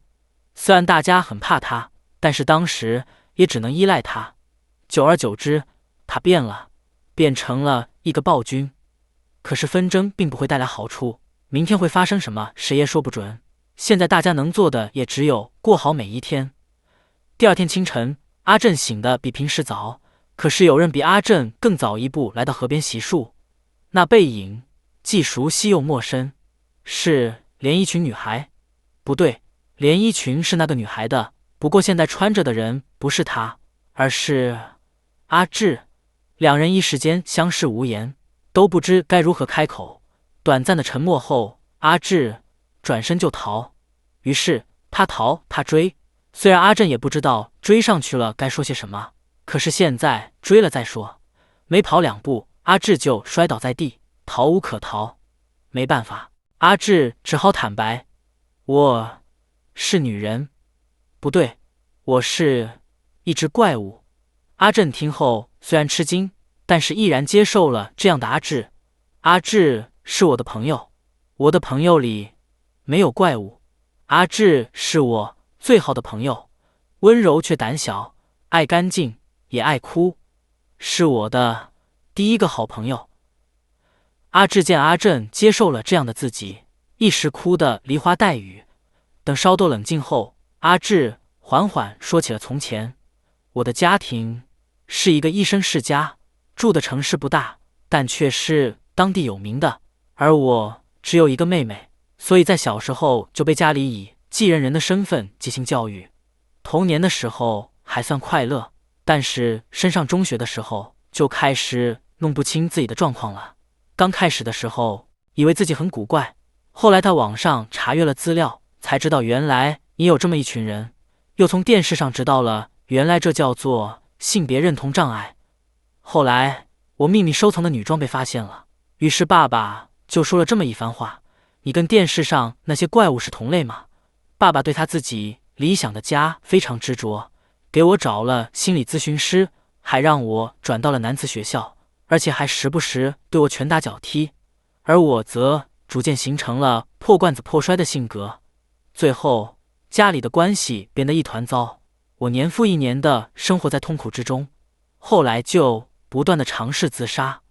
我已经受够了，却没办法离开那个家，因为我爱家里的人，就算他们叫我怪物，但我还是爱着爸爸妈妈和妹妹。我一直希望他们承认我作为一个女孩子生活下去。阿正静坐一旁，听完阿芝的话，想到了自己也不被家人理解的心情。果然每一个人都有各自的烦恼和执着。阿正提议把这件事告诉大家吧，眼下即将入冬了，严寒的日子正等待着我们，食物的问题也许不会太乐观，而且港口那里的人也可能再来骚扰我们。阿志也压抑很久了吧？难道打算就这么背负着伪装和压力度过这个冬天吗？如果他们不能接受真正的阿志，那么我就会离开，因为如果得不到大家的认可，我就会失去你。我不想失去自己第一个挚友。等到两人回到学校，已经是日上三竿。阿正来到大家面前郑重其事，这是非常重要的一件事。然后换成阿志来到前面，这种事果然还是得自己亲口说出来。其实我的内心与外表不一样，就是说我的外表是男人，内心是女人。本以为大家会议论纷纷，不会当场就接受，可是没想到以女生为首的一部分人早就隐隐察觉到了，可能是女人的直觉吧。阿志给人的感觉就是比较像女孩子，只是大家都是自杀未遂的人。一开始那段时间，光是活下去就已经拼尽全力了，也没什么机会讨论这个话题。没想到这件事压抑了阿志那么久，阿志很是感动，家人、朋友、同学都把我当成怪胎，偏偏是自杀后来到这里的大家接受了这样的自己。阿志把连衣裙还给了女孩，大家又开始了忙碌的一天。午休时分，阿介不解风情，比起阿志自己的性别认同，阿介更关心男生女性的阿志该规划到哪边？毕竟我们的行动都是以男女来划分的，发生冲突的时候、干体力活的时候，以及睡觉换衣服的地方。阿介的低情商发言已经不是一次两次了。阿良觉得阿介有点口不择言，一旁的女生也赞同。之前女生被袭击的时候也是，阿介一副无所谓的样子。阿介听后也不生气，自己只是实事求是。既然大家不喜欢听，那自己就道歉吧。说完就走开了。这时阿介的拥护者有些不服气，阿介他说那些话也是为大家着想，而且阿良可别忘了，你可是抛弃过大家一次的，而阿介从来没有放弃过大家。气氛一时有些沉重，小矛盾虽然没有升级，但是阿志有不祥的预感。到了傍晚，一个穿花衬衫的男人来到了海边，这人不是别人，正是传说中的泽田。阿正也认出了这个人是来岛的第一天就选择留在港口的人，可是他看上去并没有阿健他们说的那么可怕。他真的会吃人吗？这时人群中的阿健一见到泽田，就仿佛预感到了什么，赶忙回到了学校。果不其然，来的不止泽田一个，肯定是来带小尚回去的。好在小尚因为工作原因没有与大家住一起，也不会参加劳作，而且还有阿健通风报信，小尚及时躲了起来。海滩边，泽田望着大海与阿良闲聊了起来。那个小尚是我的女人，可以把她还回来吗？阿良反问。你的女人，这得遵从她本人的意愿吧？泽田却不以为然，乖乖把人交出来就行了。正义、道德，难道你们还被这些东西牵着走吗？我已经逾越了这些，已经完全自由了。Holy God！ 奇遇的，既然人没找到，那么今天就当是来打招呼了，自己以后还会再来的。日落前夕，泽田带着手下离开了。风暴要来了，好像是要测试刚刚握紧生存希望的大家一般。狂风正朝着这座岛猛烈地吹来。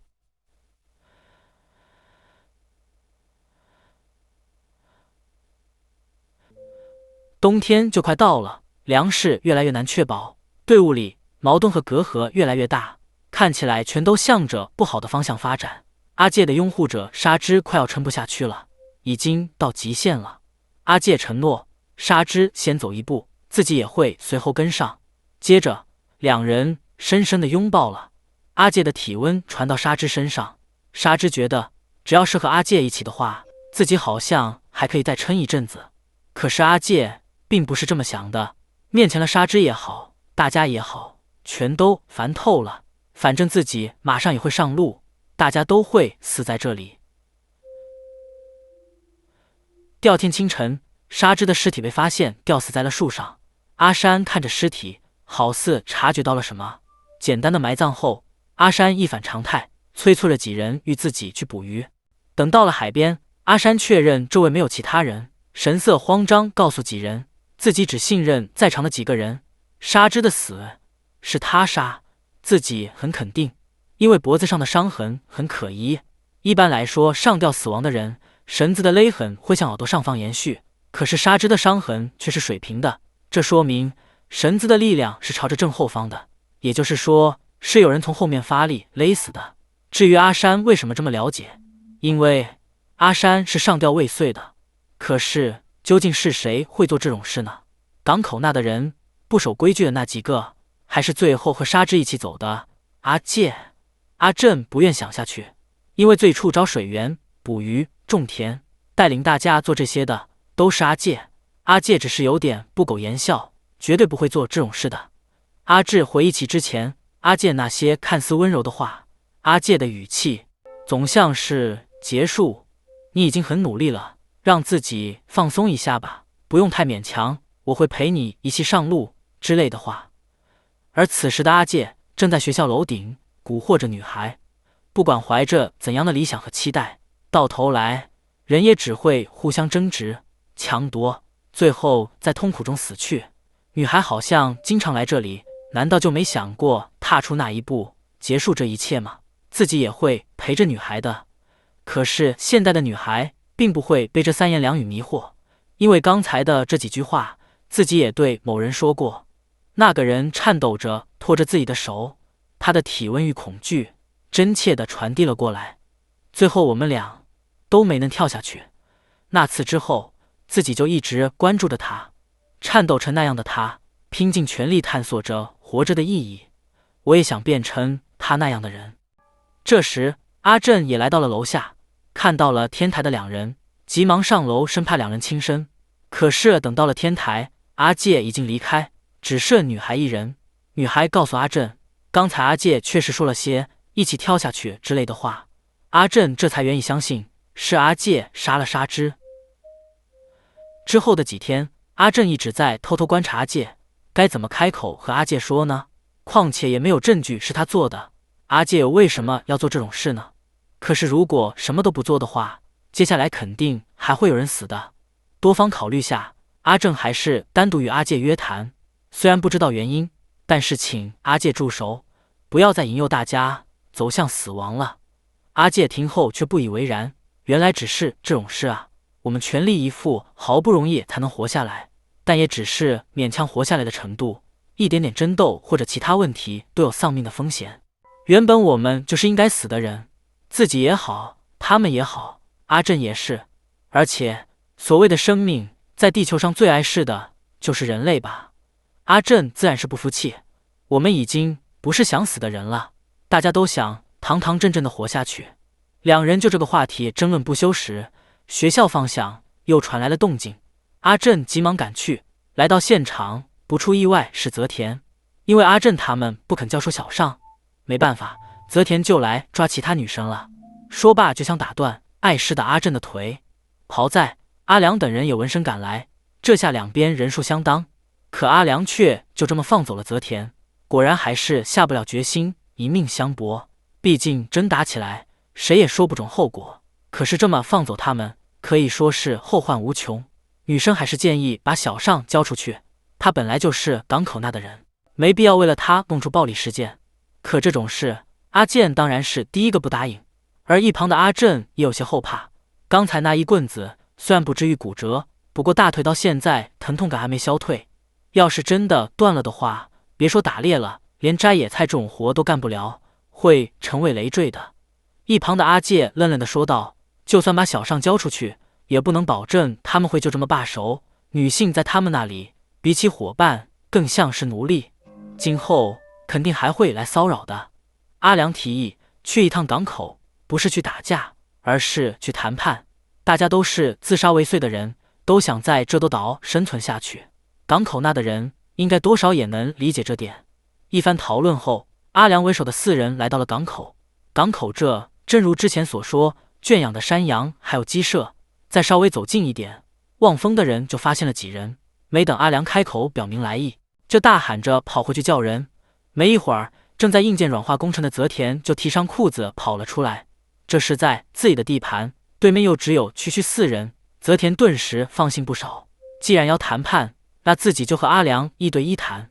说罢，泽田就带着阿良去了角落。可是，一股异样的感觉涌上阿正心头，这是狩猎时才有的感觉。于是阿正借口上厕所，跑进了树林。阿良这里，泽田自豪地介绍起了自己与手下们的劳动成果。这里的香蕉和木瓜树种得很好，还有羊奶喝，有鸡蛋吃，还有女人，自己就是这里的土皇帝。既然来这的都是活不下去又不敢去死的人，那么自己就给他们目的和规则。男人牧羊、捕鱼、修房、种田；女人采集贝类、务农、做饭，还有慰劳男人。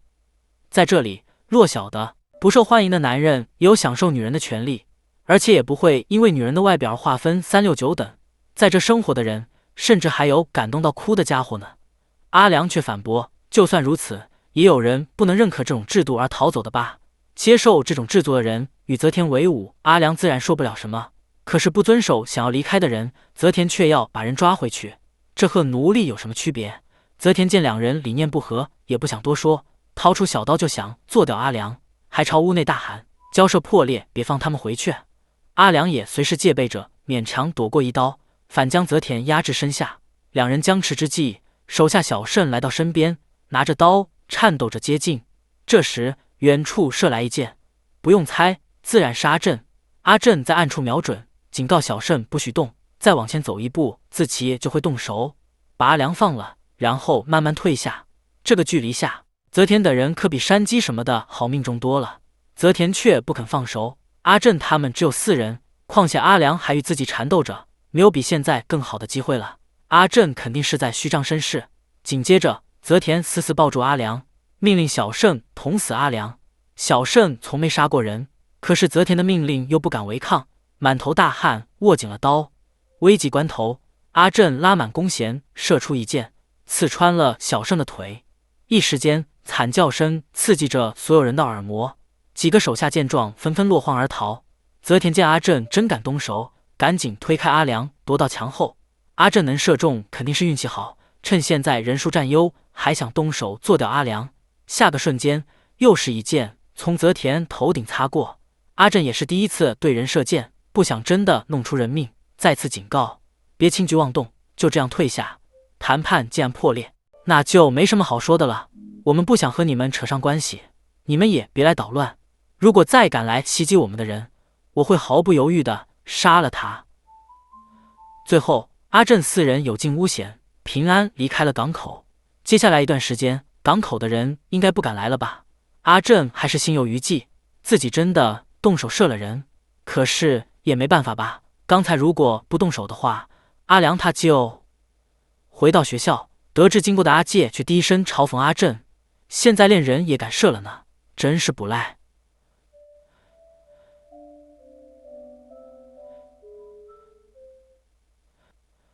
这天，阿震像往常一样进山打猎，可这次有点不太一样。猎到路后，天还大亮，阿震这点了柴火，以烟火为信号，通知了不远处的阿健。两人一前一后抬着路，向着山顶小屋出发。这次狩猎并非只有2人，阿芝与女孩也早早就在小屋做着熏肉的准备。可是只是熏个肉而已，4个人也有些多了。女孩自告奋勇留下来过夜处理鹿肉。阿志与阿健心照不宣，带着分给大家的肉下了山。夕暮时分，鹿肉的处理已经差不多了，接下来只要放在架子上熏一晚上就大功告成。晚秋的风带着些凉意，阿正把自己的披风给女孩披上，气氛有些暧昧。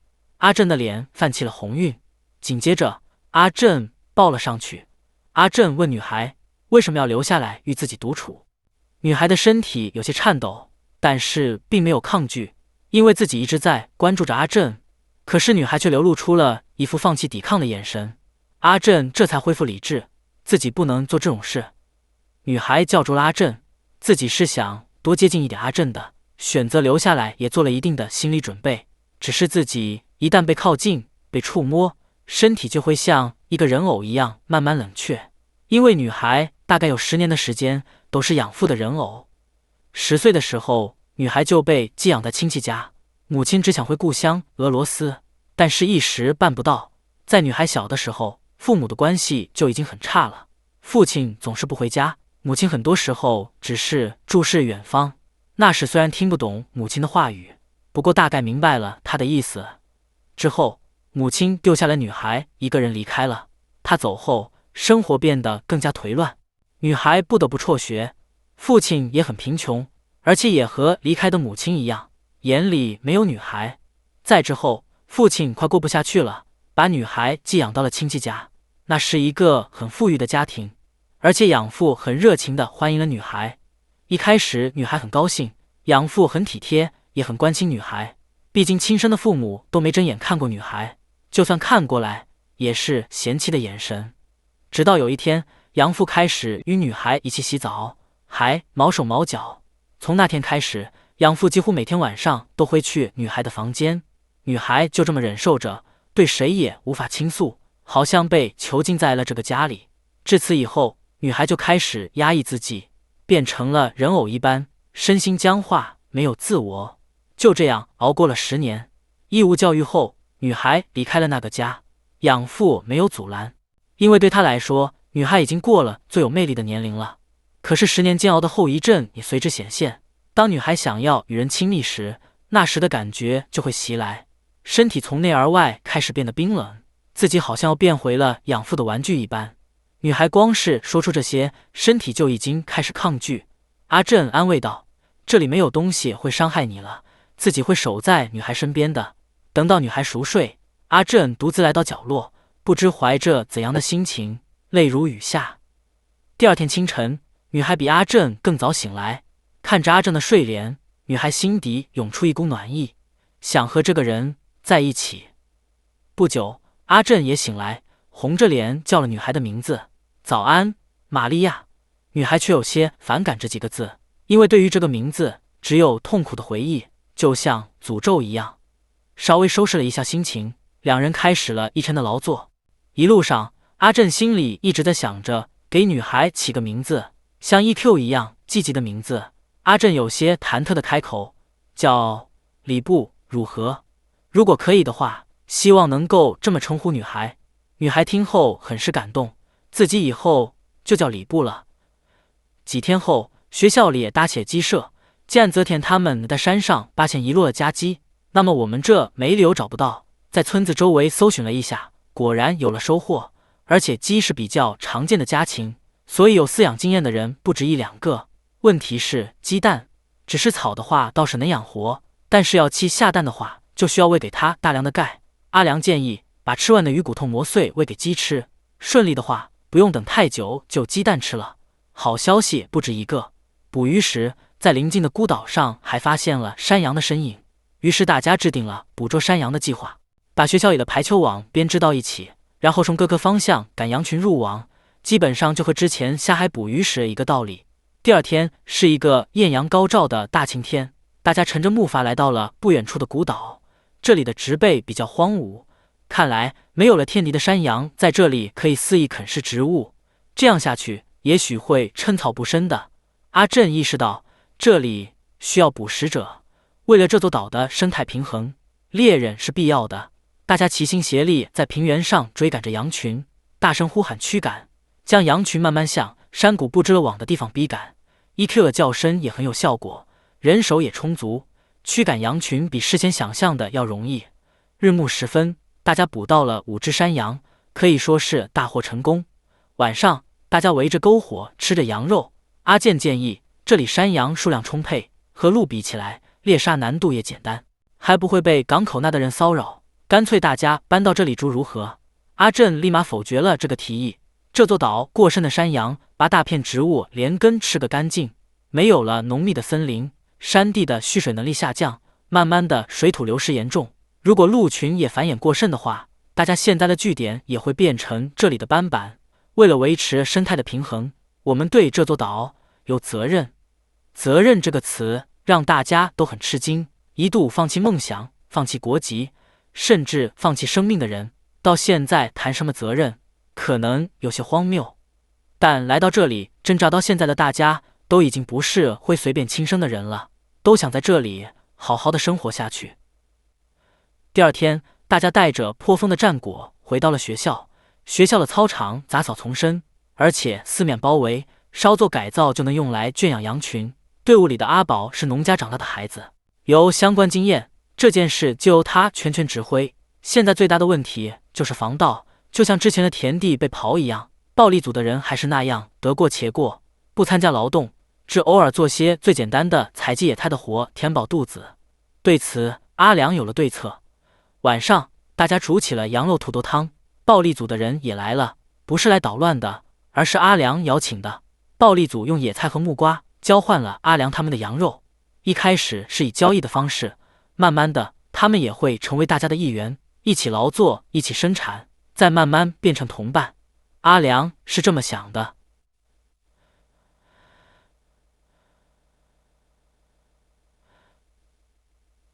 学校里，鸡舍和羊圈的养殖都还算顺利。暴力组的人也渐渐加入了阿正他们，除了那个最凶狠、最不合群的长发。这天，他甚至还对原本的暴力组成员动了粗。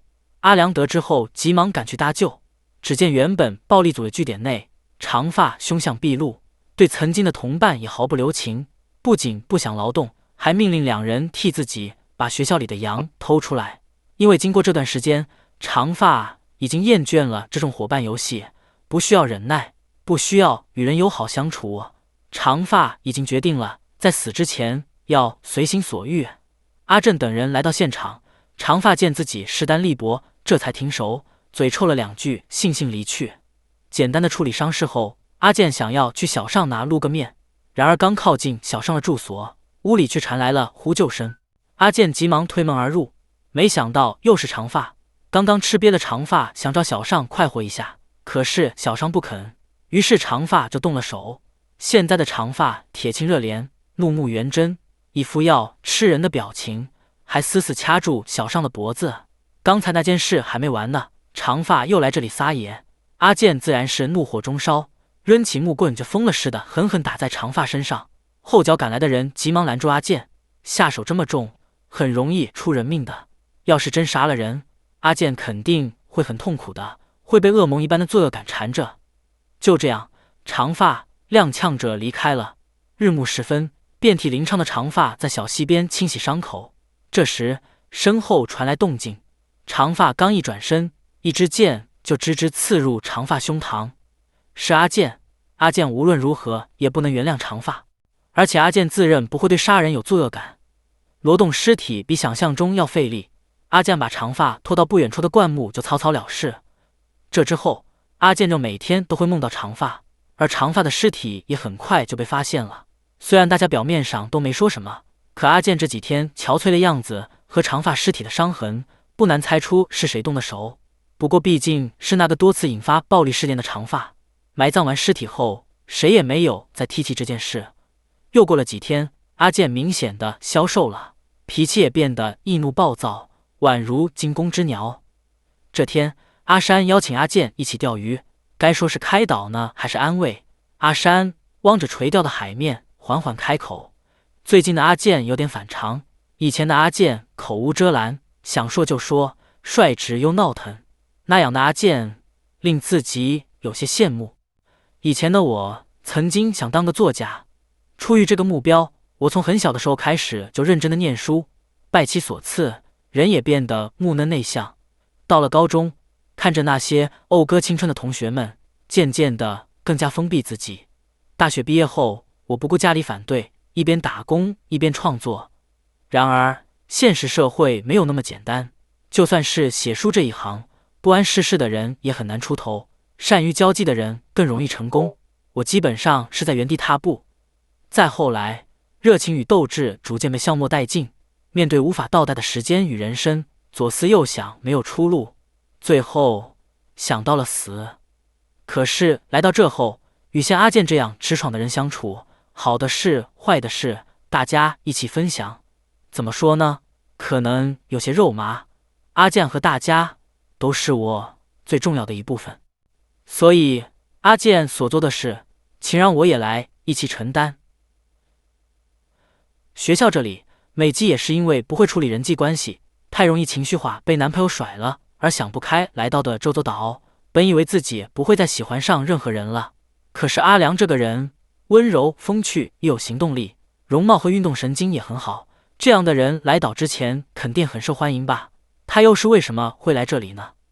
尽管晚秋的海水有些凉，可是下海的工作对美纪来说特别有意义，因为与阿良水性一样好的人只有自己，只有潜水的这段时间，自己才能与阿良独处。虽然不知道以后还会遭遇怎样的挫折与苦难，但是此时此刻，美纪想和阿良在一起。可是最近小尚却频频对阿良示好，明明只是个卖春的。总之，自己绝对不会认同小尚是同伴。如果小尚一定要留下，那么自己就离开。美纪的情绪愈发失控，就连前来安慰的阿志也被美纪用刺扰的话伤害了。自己总是这样，总是被情绪牵着鼻子走，把自己和周围都搞得一团糟，到头来只有自己一点长进也没有。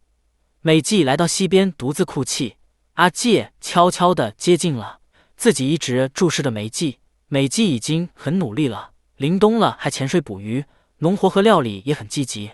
这种每天都像在玩生存游戏一样的日子，美纪一定受够了吧？这里没有现代化的设施，最基础的药品也没有，大家最后都会死在这里的。自己知道美纪只喜欢阿良，可是阿良呢，不像是对美纪也有好感的样子。这个刀以后还会来新人了吧？毕竟自杀的人每天都有。阿良那么优秀，以后和其他女孩子谱出爱曲也很正常。随后话锋一转，我已经打算去另一个世界了。这里以后发生的惨剧，我已经不想看到了。美纪要一起来吗？此时夜幕早已降下，两人决定换个地方聊，比如空气清新、视野开阔的天台。而两人的行动也碰巧被打猎归来的阿正与利弗撞见，于是也悄悄跟在了身后。到了天台，阿介继续刚才的话题，从这个高度跳下去的话，必死无疑，一瞬间就能结束这一切，不需要害怕，这里是紫砂岛。美纪跳下后，我也会跟上的，岛上的其他人不久后也会跟上我们的步伐。说着，两人牵起手，站到了边缘，离死亡只有一步之遥。沉默片刻，美纪终于下定决心踏出最后一步。就在这时，阿正等人破门而入，冲在最前面的竟然是刚被美纪恶语相向的阿志。最后关头，美纪被救了回来，可是这一回被抓了现行的阿介让大家再也无法忍耐。在场的利弗和阿志都曾被阿介蛊惑过，我一直关注着你，你已经很努力了，你的痛苦我很明白，我会和你一起上路的。这些话阿介已经和好几个人说过了吧？事已至此，阿介也不再遮掩，我只是给本来就想死的人加了把劲而已，这有什么罪？见阿介到现在也没有一点罪恶感，阿山当众指出，沙之的死也是阿介干的吧？毕竟那个勒痕很可疑，沙之死前与他一起离开的也是阿介，这里已经容不下阿介了，还请阿介离开吧。深夜，阿正久久不能入眠，自己与阿介来岛之前就有交情，来岛后最艰难的几天也是阿介带领大家熬过来的，为什么会变成这样？这时 EQ 反常的叫了起来，走廊好像有动静，是烟着火了？难道是刚被赶走的阿介？万幸的是由 EQ 提醒，而且一楼没有住人，大家及时逃了出来，可里面还有许多干粮和食材，大家的劳动成果就这么付之一炬了。等到火被完全扑灭，已经是破晓时分，众人精疲力尽，瘫坐在地。胡渣率先提出，肯定是阿介怀恨在心，所以才放的火，我们把他找出来，然后杀了他。阿健等人也纷纷表示赞同。先不铁被烧毁的食物，这把火要是 EQ 没叫的话，大家现在就全都死在里面了。这次绝对要杀了阿介。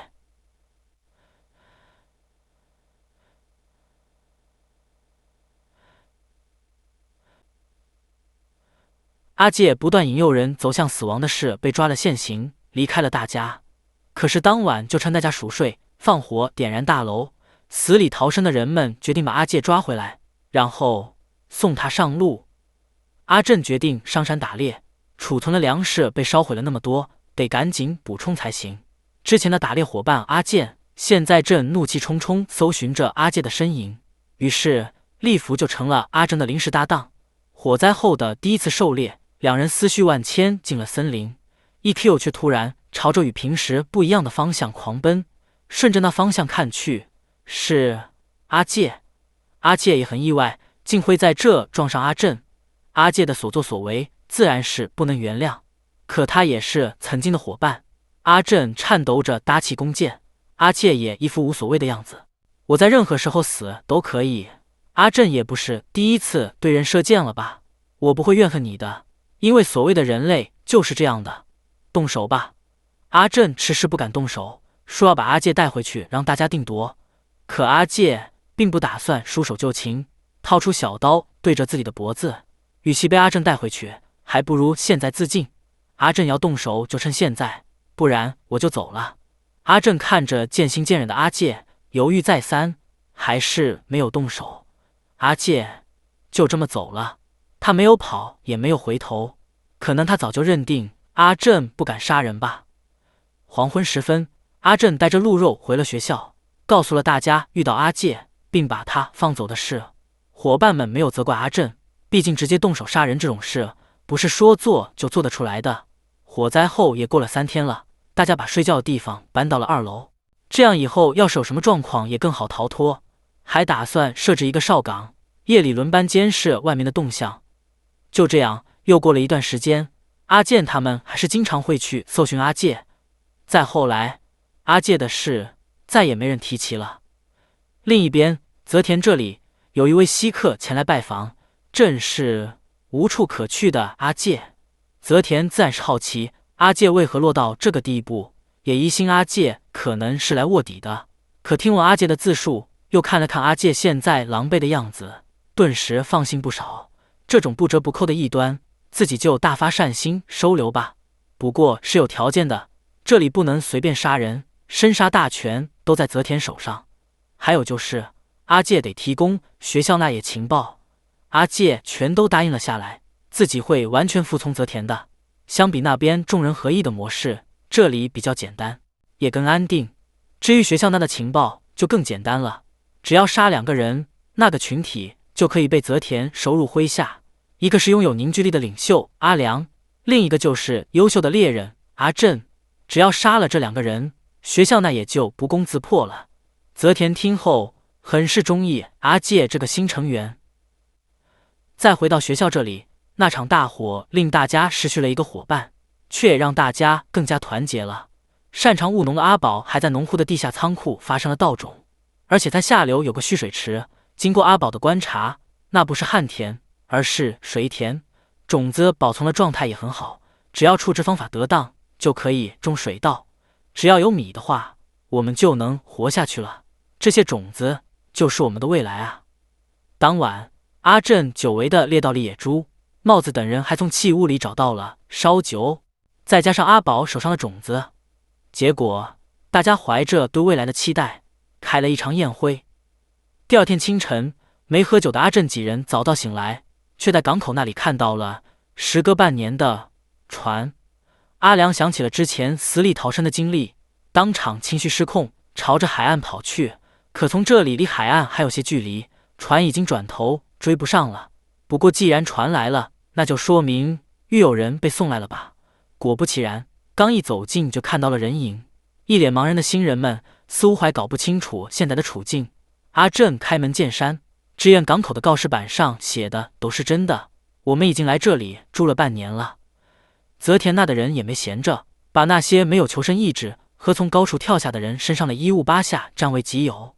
结果最后被带回学校的只有10几个人。船似乎是夜里到的港口，由于已经过了一段时间，大部分人都没有获救，每个人都不约而同地露出了不安的神情，也有几乎无法与之对话的人。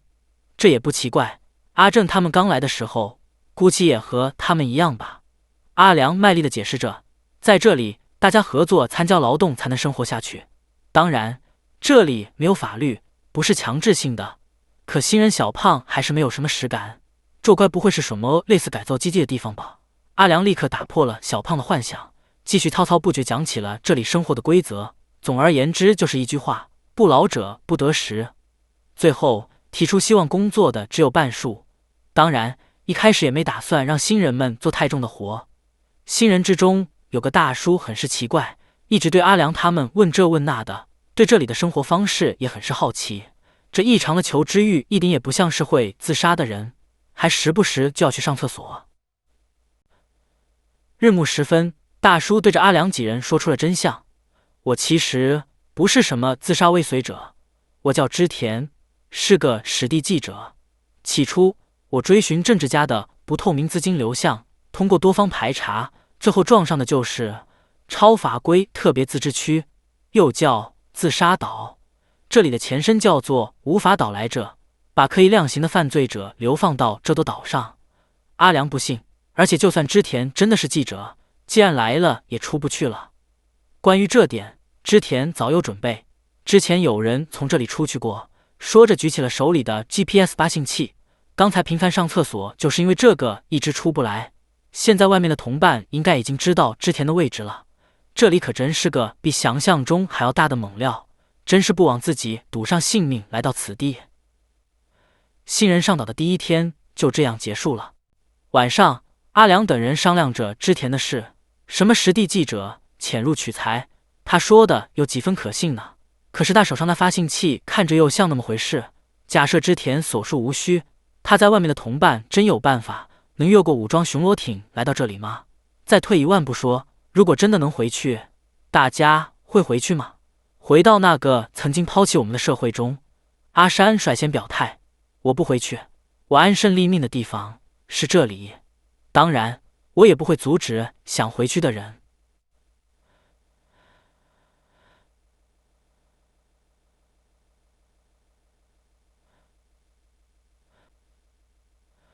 实地记者织田成功潜入自杀岛，与新人们一起度过了艰难的第一天。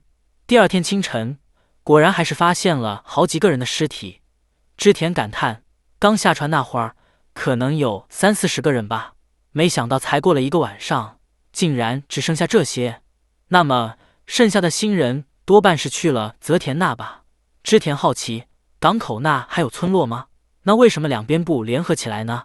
集合大家的力量，存活率肯定会更高。但这里可是没有法律的自杀岛，在港口那的村落，女性是没有人权的，会不管个人意愿，被强制提供身体给男性。那边的领导者泽田是个危险的独裁者。听到这里，新人中的一个男子突然紧张了起来。怎么会这样？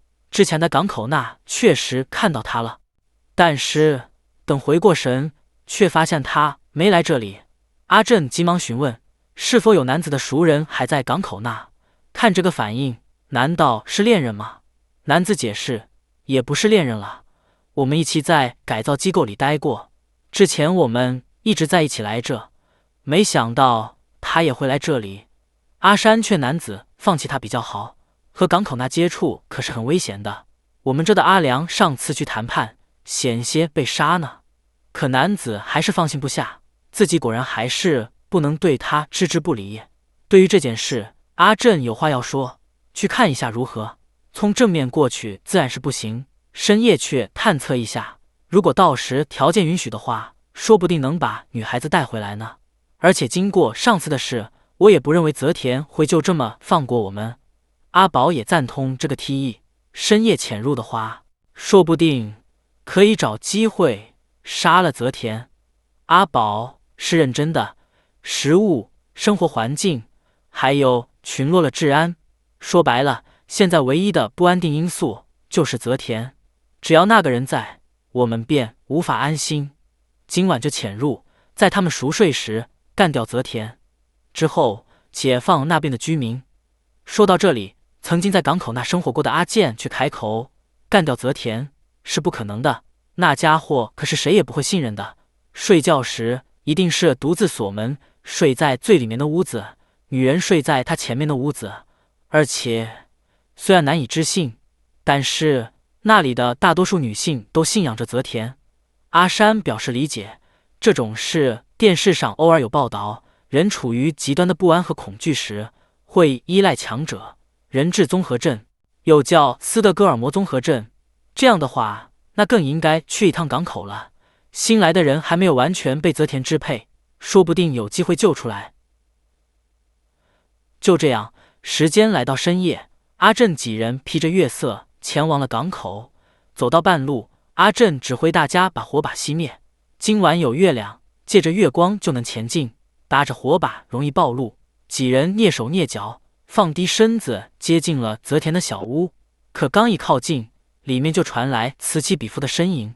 男子抬头望去，只见自己心心念念的女孩，此时正被不认识的男人压在身下，面色潮红。一屋子衣不蔽体的男女忘我的交合着，散发出淫靡的气息。而一旁的泽田津津有味地欣赏着眼前的美景，乐在其中。没错，就是这样，露出你们的一切，丢弃自我，这样你们就能轻松地活下去。只要听我的，好好干活，就能享用食物和女人。可是有的新人还是放不开，嘴上说着不想加入，可身下帐篷都已经支起来了。泽田见状有些生气，因为泽田最讨厌心口不一的人了，这样的人不能留在这里。说罢掏出小刀，把新人吓得落荒而逃。看到这里，偷看的男子已经被吓得说不出话了。看来暗杀什么的还是想得太天真了。大家决定先撤到一旁的树林中，再做下一步打算。可没想到，经过上一次的接触，泽田也有所防备。树林里竟然有锋利的陷阱，险些刺伤阿正，还有通报的机关，这下惊动了屋里的泽田。上次的事还没完，这次又来夜袭，泽田下令手下们全员出击，杀了阿良他们。万幸的是，手下们刚刚还得舒服，突然就要打架，一时没缓过来。阿正也像上次一样架起了弓，随时准备射击。僵持之际，许久未见的阿介从阴影中走出，没想到会来夜袭，你们完了，这样一来，战争就不可避免了。是你们先动手的，今后不要以为你们还能睡安稳觉了，斗争一定会持续到最后一个人的。阿正等人急忙逃离，阿介也没有追上去。这次潜入勉强算有惊无险，不过今晚以后就说不定了。没想到居然会有陷阱，他们之前明明没有那么精明，难道是阿介出的主意？走到半路，发现一起来的新人小胖不见了，难道是刚才逃跑的时候被泽田他们抓住了吗？可现在的状况也不可能回头，大家只好先回学校。阿介，陷阱，战争，这场仗可能非打不可了。可阿介在他们那学校这的情况大概已经被他们摸清了吧？阿良担心，真打起来，毫无疑问会出人命的。可要是不打，我们这也会被泽田统治。我们真的能做出夺取他人性命这种事吗？明明都是自杀未遂者。阿良天真的发言立刻被反驳，不动手就会被干掉。泽田那家伙可不会乖乖听你说这种大道理。我要保护这里，即使会在战斗中杀人。最后，大家决定为接下来战争做准备，用木板将1楼的窗户封死，同时增加核弹1颗的夜哨。阿正和 EQ 则是被安排睡在1楼，因为一有动静 ，EQ 就会察觉。这些都只是应急之策，泽田他们又会怎样进攻呢？这里已经毫无安全可言了吗？学校里大致分为了2派，一是比较激进的，与其在不安中生活，不如先下手为强；另一派则是相对保守的，先不刺激对方，巩固自身的防御最重要。2派观点互相对立，每天都争论不休，拜其所赐。这样的高压状态下，自杀者又出现了。另一边，那晚失踪的新人小胖没有被泽田抓住，而是主动想要加入泽田，因为小胖没尝过女人。泽田听后倒是很中意坦率的小胖。这时，一旁的阿介又有了主意：小胖先回学校那生活一段时间，把阿良或者阿正杀了，再回这里。睡觉的时候、休息的时候，只要和他们一起生活，机会要多少有多少。事成之后，泽田承诺可以让小胖爽个够。就这样，小胖以刺客的身份回到了学校。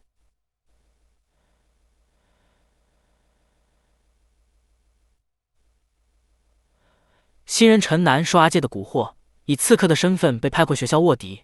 陈南自然是没有杀人的经验，阿介也算到了这点，所以指导陈南切地动手时用刺的，不要用砍的，要确保一刀刺到底，事后就可以逃回港口了，不需要确认生死。因为这里没有医疗条件，只要伤及内脏，可以说是必死无疑。陈南思索再三，决定对阿正下手。因为阿良看起来比较强壮，要是第一下失手缠斗起来的话，陈南没自信能赢。而且就算对手是看上去瘦弱的阿正，陈南也打算趁他方便时动手。其实都到了这个岛上，自杀和被杀都是一样的。陈南抽出匕首，漫步走进阿正，可是 EQ 时刻守在阿正身边，这次偷袭以失败告终。而且因为要防御外敌的原因，阿正和 EQ 是睡在1楼的，看来只能拿阿良开刀了。等到半夜熟睡时动手的话，成功率就会大大提升。事到如今，对错与否、公平与否，这些都已经不重要了。人生本来就毫无公平可言。陈南长那么大，已经尝够了人生的残酷。体型、知识、出身、金钱，连，陈南已经收够了灵眼，没有别的选择了。这座岛就是允许这种事的地方。陈南现在只想要女人。此时此刻的陈南紧张的冷汗直流，一脸死相，丝毫没察觉一旁的织田一直醒着，默默看着这一切。这里说话恐怕把其他人吵醒，两人决定换个地方聊，比如最适合与卧底谈话的天台。织田知道城南大费周章当卧底还要杀人，只是为了满足肉欲，好心提醒城南，其实这里就有可以排解城南苦闷的人。于是第二天，织田就带着城南去了小上的住所。大约3分钟过后，城南满面春风，宛如重获新生。这一回，织田算是间接救了阿正哈良的命，解决了内忧，接下来就是外患了。手工能力强的帽子制作了简易的盾牌。盾牌这种东西是早在西元几百年前就被人类所使用的武器，而且直至今日仍被广泛使用。光加强防御自然是不行的，帽子还用废旧的铁器绑在木棒上制作了长枪。接下来要面对的可是一命相搏的厮杀，虽然没杀过人，可是只要他们来犯，帽子会动手的，因为帽子想活下去。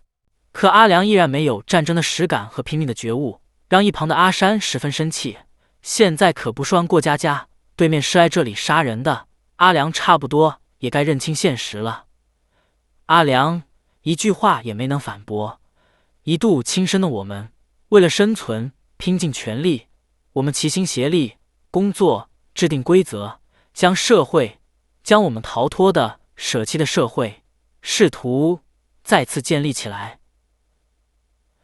另一边，泽田这过了那么久，城南八成是叛变了吧？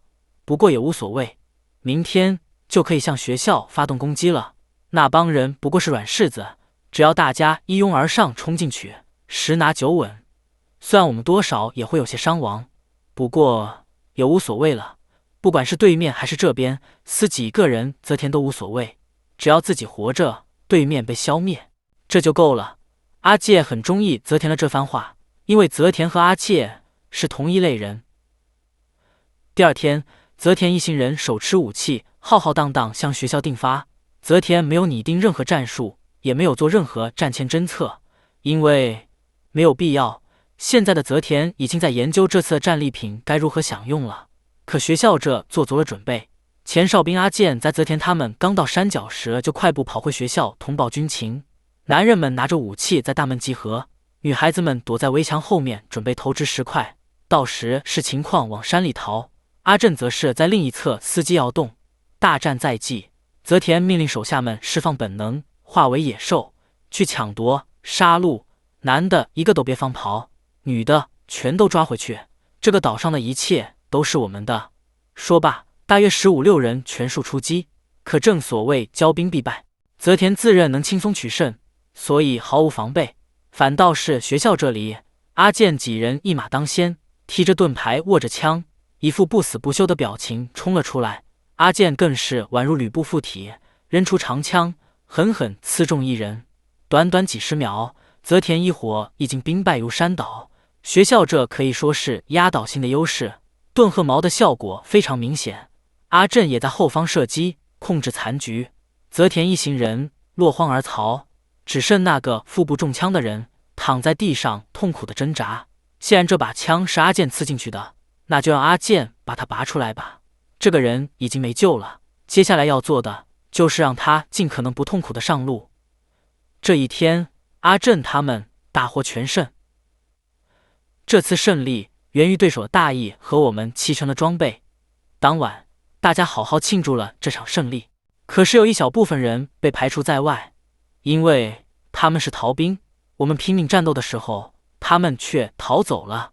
我们是为了保护这个群落、粮食和女人而赌上性命战斗的。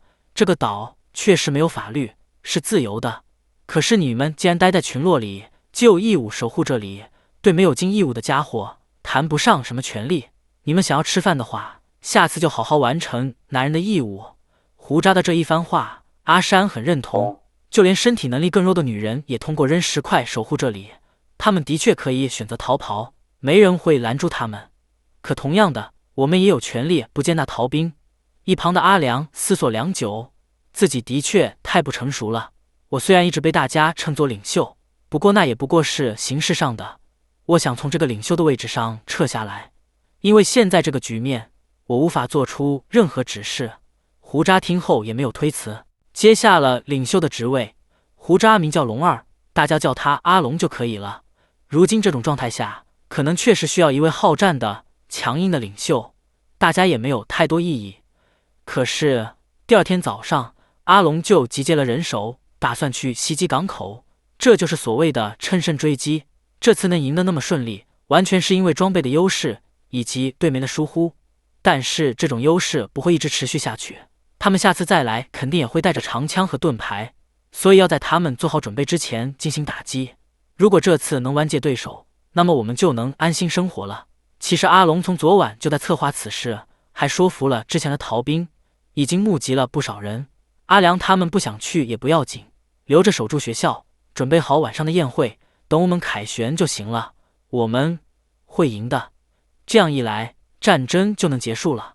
说着带领着小队向着港口进发了。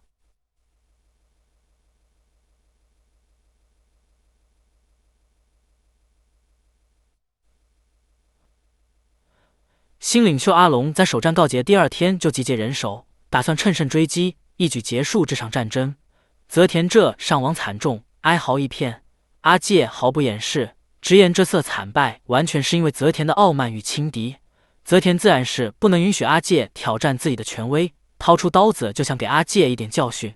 可就在这时，阿介居然拿出一个简易燃烧瓶，紧接着扔向了无人的角落，瓶子应声炸开，熊熊火光在院落摇曳。泽田好奇，为什么阿介没把燃烧瓶扔向自己？阿介看着火光，淡淡答道：“如果你是国王的话，那我就相当于臣下，我是打算为国王效力的。”泽田听后收起了小刀，这个燃烧瓶威力那么大，为什么早点不拿出来呢？原来这是阿介刚刚才做出来的，而且现在受伤的材料也只够做10瓶左右。现在知道了对面的装备，这燃烧瓶说不定会变成逆转的关键。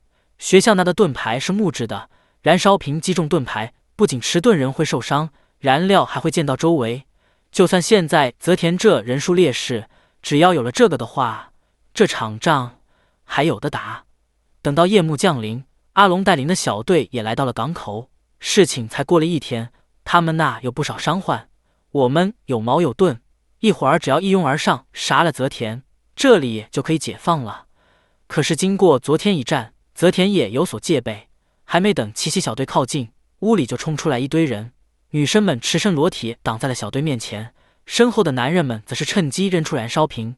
阿龙反应迅速，抬起盾牌挡下一击，可是其他人就没那么幸运了，比如新人龙史，一个躲闪不及就被火星点燃了衣物，接着火焰爬满全身，霎时间龙史成了一个火人，在众人面前活活烧死。那凄厉的惨叫和火光一时让所有人都愣在原地，动弹不得。这下子奇袭小队战意全无，泽田更是看准时机，捡起长枪从背后刺穿了一人的胸膛。小队才到门口就已经死了2人。阿龙见形势不妙，指挥大家立刻撤离。可是泽田哪肯放过这么好的机会，也带着人追赶而去。小队大败而逃，泽田的人紧追其后。幸好阿正他们担心阿龙一行，也架起了弓箭前来掩护。既然如此，泽田也没打算硬闯，反倒是要谢谢你们，居然这么好心送人肉过来，看来今晚可以好好美餐一顿了。泽田真的会吃人吗？几分钟前还并肩的战友，一会儿就要进泽田的肚子了吗？阿龙顿时情绪失控，是我带他们去袭击的，我想快点结束战争，结果却……当天深夜，阿龙还是心有余悸，难以入睡，喝了酒后才挂着泪珠沉沉睡去。其他逃回来的人也被吓得不轻，看来这场仗没这么简单就结束。阿山很是担心接下来的日子真的会如阿介所说的那样，没有一天能够安眠，每一刻都有死亡的风险吗？阿山现在能够完全信任的只有阿正和阿良了。就算是这种地方，这种没有法律的、朝不保夕、与世隔绝的小岛上，3人也建立起了在海的另一边没有得到的真正的友情。第二天一大早，阿健就火急火燎找到了小尚，并不是阿健欲火难耐，而是阿健想带着小尚逃跑。山顶有个小屋，自己和小尚就这么逃到那躲着。如果留在这里的话，会死的。看着之前还信誓旦旦说要杀了泽腾的阿健，现在居然这么窝囊，小尚气不打一处来。刚要发作，一股呕吐感突然涌上。这个症状难道是……这之后的日子，学校全力备战，把从废弃农舍里找到的带刺铁丝安置到了墙上，投掷用了10块也搬到了校舍内。除此之外，为了弥补男性减少而战力下降的事实，女性也做起战斗准备，开始练习射箭。学校里的男女都在做着自己的事，而阿健这几天却鬼鬼祟祟，做完农活就抱着吃的去了小尚那。而小尚并不希望阿健对自己那么上心，因为就算真的怀上了孩子，也不可能是阿健的，所以阿健没必要那么殷勤。这些道理阿健也是明白的，可是阿健并不在意孩子的父亲是谁，自己是心甘情愿照顾小尚的。阿健还赶走了前来光顾小尚的人，好让小尚安心养胎。这天，阿健和阿正来到海边钓鱼。这段时间，阿健好像积极了许多，虽然每天都去小尚那，可每天也超额完成了工作。因为阿健决定不再逃避，不管发生什么，自己也会在这里活下去。然而，两人攀谈之际，不远处的山崖上却站着个人，是小尚。只见小尚面如死灰，呆呆看着夕阳，仿佛随时都会跳下去，带着肚子里的小生命离开这个世界。阿健见状，3步并作2步跑下小尚。只见小尚迟疑片刻后，纵身一跃，坠入水中。阿健没有一丝迟疑，就算不会游泳也跟着跳下。阿正稍懂水性，也只好下水救人。作者森恒二在学生时代曾做过救生员，所以对这种情况比较了解。像阿健这样不会游泳的人，想要救溺水者几乎是不可能的，而且近一半的溺水身亡者是因为想要救助其他溺水者而殒命。吸满水的衣服比想象中要重得多，哪怕只有一个人行动也十分吃力，更别说要救其他人了。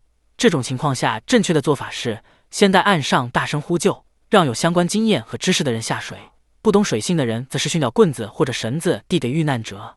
像阿健这样不会游泳还跳下去的行为是非常危险的，而且叫上会游泳的阿正正面接近溺水的小尚也是事倍功半的行为。溺水者本能的挣扎会让接近的人行动受阻，这时正确的做法应该是从背面接近，将其身体尽可能的固定成仰卧状态。因为阿正没有相关的知识，所以在小尚的干扰下也跟着溺水了。幸亏水性好的阿良和美纪听到动静及时赶来，救了3人。死里逃生的小尚半梦半醒间，过往的一幕幕掠过脑海，嫌弃自己的母亲，觊觎自己身体的男人们。遇人不淑的小尚生活逐渐变得一团糟。可是阿健和那些人不一样，明明是个笨蛋，却那么拼命。想到这里，小尚逐渐睁开了眼睛，映入眼帘的第一个人是不知在床边守了多久的阿健。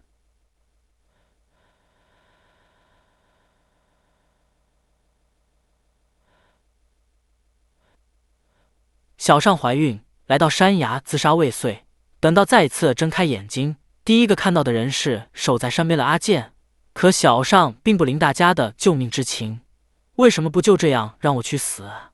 听到这里，阿健立马给了小尚一个人格修正掌，就这么死了的话，可是一尸两命啊！为什么要做那么傻的事呢？把他生下来吧，我跟孩子姓。几天后，男生们陆陆续续来探望小尚，美纪很是不解，那么多男生来探望那个卖身的小尚，真是不可理喻。身旁的林子说道，去探望小尚也可能是单纯的出于好心，而非是去做那种事吧。虽然知道美纪一直都不能接受小尚，可是自小尚来后，对女生毛手毛脚男生越来越少了。可就算这样，美纪还是不能认同小尚。看着这样直言直语的美纪，林子想起了小自己3岁的妹妹小华。小华和林子一点都不像，不单单是容貌，包括性格和喜好之类的各方面都是。林子是在父母严加管教下长大的典型的大女儿，就是那种认真听话的乖孩子。而相对的，小华则是极度自由奔放的性格，一有事便会父母和老师较劲。每当妹妹惹了祸，母亲都会这么说。幸好姐姐林子很听话，每次听到这句话，林子都会很高兴，自己是个乖孩子，以后也一直不会变。高中毕业后，妹妹的自由度又上了一个台阶，她时不时就会去男友或者朋友家过夜，据她说是在什么地方暂时做着自由职业。而林子在大学毕业后就进了老家的小公司，继续守在家里。虽然这些都是父母期望林子做的，但林子对此也没什么不满。林子以为自己永远都是那个温顺听话的孩子，直到那一刻，许久没回家的小华突然回来说要结婚了，因为她已经怀孕了。本以为男方会是个小混混一样的人，结果却带回来了一个正经的上班族，据说是他打工的公司前辈，虽然年轻，看起来却很认真稳重。父母不仅没有生气小华的未婚先孕，反而态度大变，看来对这个女婿很满意。这之后，小华马上举办了婚礼，生下了孩子，和老公住进了离家不远的公寓。她经常带着孩子回来做客，父母也对孙儿宠爱有加，仿佛不服管教的叛逆期女儿，一晚上就成了贤妻良母。而林子不知为何感到苦闷，直到某一天，父母说林子到底要单身到什么时候啊？在大几岁过了适婚年龄就很难嫁出去了，还是玄学小华尽快结婚生子比较好。这一刻，林子无法理解父母的话，难道自己不一直都是好孩子，而小华是坏孩子吗？父母的这番话仿佛否定了林子至今为止的人生。林子在这个瞬间仿佛失去了一切，这之后的事林子已经记不清了，好像是因为感情上无法接受而搬出去住了，又因为太寂寞而找了个不喜欢的男人交往，还去看了心理医生，公司那也请了假。自己是为什么活着，又为什么会在这里呢？再之后就这么回首着往昔，林子来到了小上这，正寒暄着，身后的草丛竟传来声响，是港口那的人，难道是泽田派来的刺客？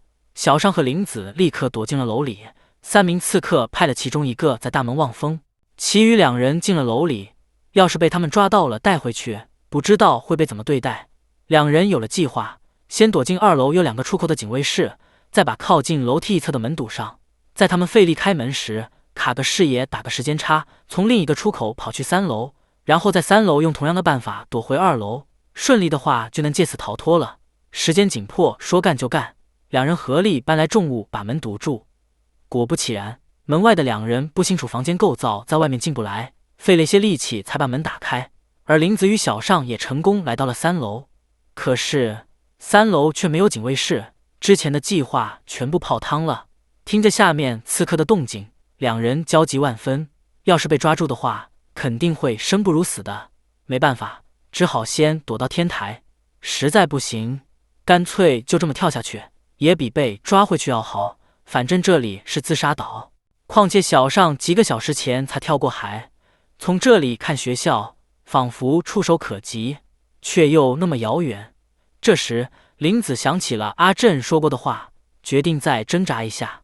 2人搜集周围的枯叶和树枝，碰巧小上身上带着火，现在只能祈祷阿正他们能尽快看到烟了。光点了火求救还不够，天台还有晾衣杆和绳子，把这个绑在门上，也能暂时争取一些时间吧。这时恰好是日暮时分，忙完农活准备晚餐的人们发现了屋顶的烟，阿健一马当先，一路狂奔向着小上进发，阿正也带上了弓，紧随其后。再回到天台，刺客们听到动静，已经来到天台门外。林子和小上手上的火棒在持械的男人面前宛如儿童一般无力。如果把这2个女人带回去的话，那肯定是大功一件，不知道泽田哥会怎么奖励我们呢？危机时刻，阿健破门而入，即使以一敌3也丝毫不惧。阿正也尾随而至，其他同伴也马上赶到。没办法，3人只好束手就擒。晚饭后，全员聚集一堂，商讨起了3人的处置方法。这3人可是以劫持为目的袭击了女生，阿健还为此负了伤，差点遇害。阿龙建议杀了他们。谈话间，带着伤痕被绑在一起的3人被带了进来，凭我们的意愿决定他们的生死，这种草菅人命的事真的可以吗？可他们是来这里抓人的，也动粗了，就这么放了他们的话，肯定会回来报复的。而且还会泄露我们这的情报。要不关起来，这样的话还得派人看守，还得管他们饭。美纪提议让他们脱离泽田，加入我们。阿良也赞成这个提议，反正你们肯定是迫于泽田的淫威才会为他卖命的吧？可是事情没有那么简单，你们好像误解了什么。泽田哥虽然有些可怕，但他总是为我们着想，是个非常好的人。你们之前也看到了，泽田哥为了不让我们为了女人而起争执，所以晚上才会那样。外人的视角看来可能有些奇怪，但我们真心觉得这样的日子很不错。在海的另一边，我做什么都做不好，没有钱，没有女人缘，连朋友都没有。我不管多努力工作，也只是杯水车薪。但是来到这里，遇到泽田哥后，我们变了。那个人不以貌取人，只要你努力做了，他就会认可你，会给你食物和女人。要是没有泽田哥的话，我们早就死了。这番话听得美纪一众女生面黄耳赤。照这么说，港口那的女人不就是道具了吗？关于这点，三人解释，女人在我们这边非常受保护，体力活从不让他们干，食物也是优先给女人，而且我们不像对面的社会，依据姿色差别对待，只要献出身体，我们都会无差别的守护、爱护他们。这些都是泽田哥定下的规矩。这么看来，他们已经被洗脑得很深了。结果直到深夜也没讨论出他们的处置方法，只好暂时将他们关在屋顶。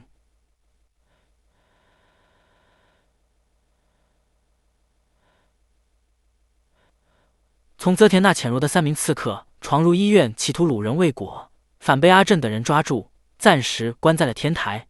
当天深夜，阿龙久久不能入睡。那天夜袭，同伴那触目惊心的死状还历历在目，自己可是领袖，那种惨剧不能再让它发生了。这么想着，阿龙爬起身，以换班守夜为由，支开了看守的阿健。而此时，天台的3人被绑在一起，正想办法解绳逃脱。看守的只有一个人，要是解开绳子，3人合力，说不定还有一线生机。可就在这时，阿龙来到了身边，3人商讨脱身的事被撞个正着。此时的阿龙面目狰狞，手握铁棍，二话不说就动手了。刚才开会时，阿龙这提议杀了3人，现在来到这里也是为了这件事。阿龙把3人逼到角落，现在开始，我要进行审判。接下来的话我不会说第2遍，你们必须服从，否则我就会把他戳下去。3人被绑，又背对着阿龙，其中1人已经被恐惧感压垮，狼狈地哭喊起来。这吵闹声令阿龙有些不耐烦，抬腿就是一脚踢下1人。3人被绑在一起，另外2人只能全力抢救。可身后的阿龙并不打算就这么罢手，几秒钟后，凄厉的惨叫响彻夜空。阿正因为睡在1楼，所以比其他人更快来了外面，却只看到3个人的尸体和楼顶脸色难看的阿龙。阿良等人也被吵醒，来到屋外。紧接着，阿龙也下楼解释，这3个人在想办法解绳逃跑，被我发现，于是他们一拥而上，我只好用棍子教训他们。没想到其中1人失足跌落天台，他们3人被捆在一起，所以自然3人一起甩死。虽然阿龙的这番说辞没有太大漏洞，可是现在阿龙的脸色和3人尸体的伤痕，再加上昨晚阿龙极力想要杀了3人的态度，让大家心生疑惑。阿龙见状也不愿多解释，如果你们认为是我下手杀了他们的话，那就当成是那样吧。不管怎么说，我都觉得他们非杀不可。我现在依然坚信自己是对的。我们能把他们关到什么时候？把他们养到洗心革面为止？都这么拴着他们吗？还有比杀了他们更稳妥、更不留后患的办法吗？这话说的几人哑口无言。而作为女生的林子也赞同阿龙的说法，他们可是来结识女人的。你们也听到了，港口那的女人要像工具一样提供身体给男人。我和小尚差一点就被他们抓走了，赶来救我们的阿健也差点丧命。最后，虽然大家意见各不相同，不过既然人都已经死了，再追究下去也只会产生没必要的内讧。第2天清晨，阿龙的脸色好了很多，不过手臂上多了3道血痕。原来阿龙也不是那种能面不改色杀人的人，他用这种方式才能稍微抵消罪恶感。阿龙杀掉的生命，没能拯救的生命，不全刻上的话，阿龙会害怕，会感觉自己输了一样。泽田确实很可怕，想和他斗的话，不更果断一点、残忍一点是不行的。这都是为了守护大家。与此同时，学校附近也来了不速之客，不出所料是港口的人。虽然只有1人，可是鬼鬼祟祟，阿正也不愿多生事端，只是警告了一下就放走了他。然而潜入的人不止一个，位置比较偏僻的田庄也遭到了破坏。看来泽田那是想用这种游击骚扰的方式削减学校的战力。难道又是阿介出的主意？过了一会儿，几人会合，阿正扯谎说让潜入的人逃走了，被阿龙看出端倪。阿正说话时犹犹豫豫，而且阿正带着弓，又有 EQ 在身边，连野鹿都能追上，怎么会追不上一个人？该不会是阿正下不了手，所以把人放跑了吧？阿正被这突然的责难说了哑口无言，支支吾吾说不出一句反驳的话。沉默片刻后，阿正依然没有解释，带着 EQ 转身离开。等回到学校，阿正没有逗留，又带上礼服，只跟林子和小尚说了一声就进了山里。阿正是用这种逃避的方式拒绝与同伴交流。阿正在狩猎中也思绪万千，想起了以前的事，自己从以前开始就是这样，拒绝与他人交流，也没有尝试去了解他人，没什么朋友。就这样，渐渐的，自己开始靠游戏和网络虚度时光。再后来所以现在有利夫能在身边真是太好了。第二天学校这里，阿龙动手打了人，因为这个人赖床，导致昨晚下的网，今天拉上来的时候已经被鲨鱼吃的差不多了。而且这已经不是第1次了，而是第5次。阿龙也不想动手打人，可是如果连这种程度的纪律都不能遵守，那我们连温饱都不能保证，更何况港口那还有敌人。昨天阿正也是，他不但放跑了敌人，还拒绝解释，转头就进了山里。要是多几个这样任意妄为的人，学校肯定会失手的。所以适度的惩罚机制是必须的，不能直接动手的话，至少也要有禁食1顿这种程度的处罚。看阿龙这架势，难道等阿正回来了也要惩罚阿正吗？不让他吃饭之类的，然后我们享用他猎回来的肉吗？可是阿正即使不留在这里，也能过得很好，和利夫2个人躲进山里，不管我们什么的，我们也拿他没办法。阿志认为阿正是愿意为了大家而留在这里。阿龙最近一直紧绷着神经，现在自己的意见又没得到大家的认同，一时急火攻心，当场昏倒在地。等到再次睁眼，已经躺在了病床。没想到会弄成这样，看来自己没有做领袖的才能。阿龙想要辞掉这个职务，这种时候按照惯例，应该轮到阿龙回首往昔，讲述悲惨的过往了。阿龙坐起身，看着窗外。阿龙第一次当领袖是结婚后开始独立经营一家送货公司，那是一家只有3台卡车，加上阿龙也只有4个人的小公司。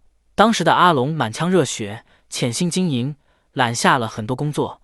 小公司想生存下去，只能接那些大公司不愿接的活。那项工作虽然艰辛，但通过大家的努力，顾客日渐增多。由于太辛苦，有人开始了抱怨。这种时候，阿龙就算动粗也会让他们服从。坚持一阵后，业绩稳步提升，阿龙也有了自己的孩子，大伙的日子越来越好了。虽然也会有争吵和矛盾，不过钱包也鼓了起来。阿龙当时觉得自己做的还不错，可没过多久，日本经济大萧条也影响了阿龙的公司。本以为只要熬过这一阵就能慢慢好起来，可是事与愿违，薪水一降，员工们就都辞职了。阿龙并没有因此气馁，就算只剩自己一人，阿龙也硬着头皮干下去，忙到连睡觉都没有时间，每天只能在卡车里眯一会儿眼。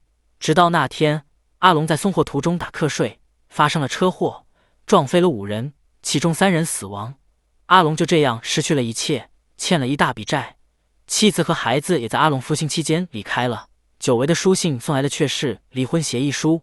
阿龙万念俱灰，在狱里自杀了3次，后来就来到了这里。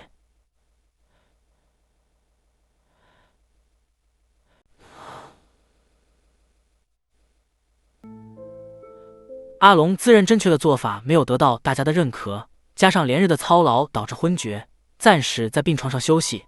早上因为睡懒觉而被打的米田来向阿龙道歉，自己确实错了。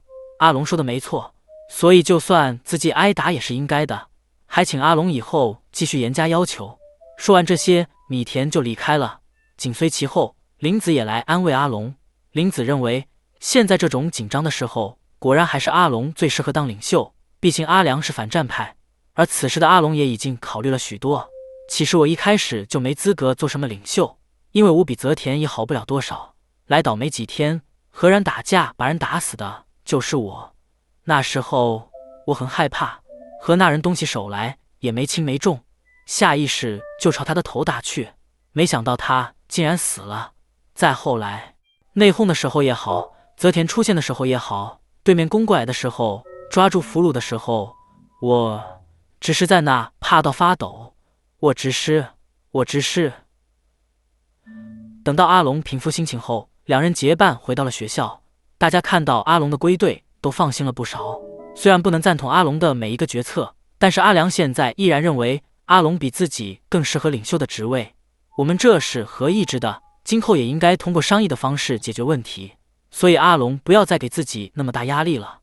与此同时，港口这里，泽田对手下们的接连失利很不满意。侦察的几个人只是破坏了田地，什么战利品都没带回来，战术吹得天花乱坠，实际作用看不到一点。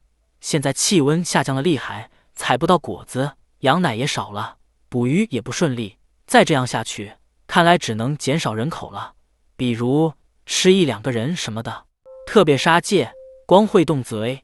泽田命令阿介带几个人去干点实际回来，不然的话，第一个就烤了阿介下肚。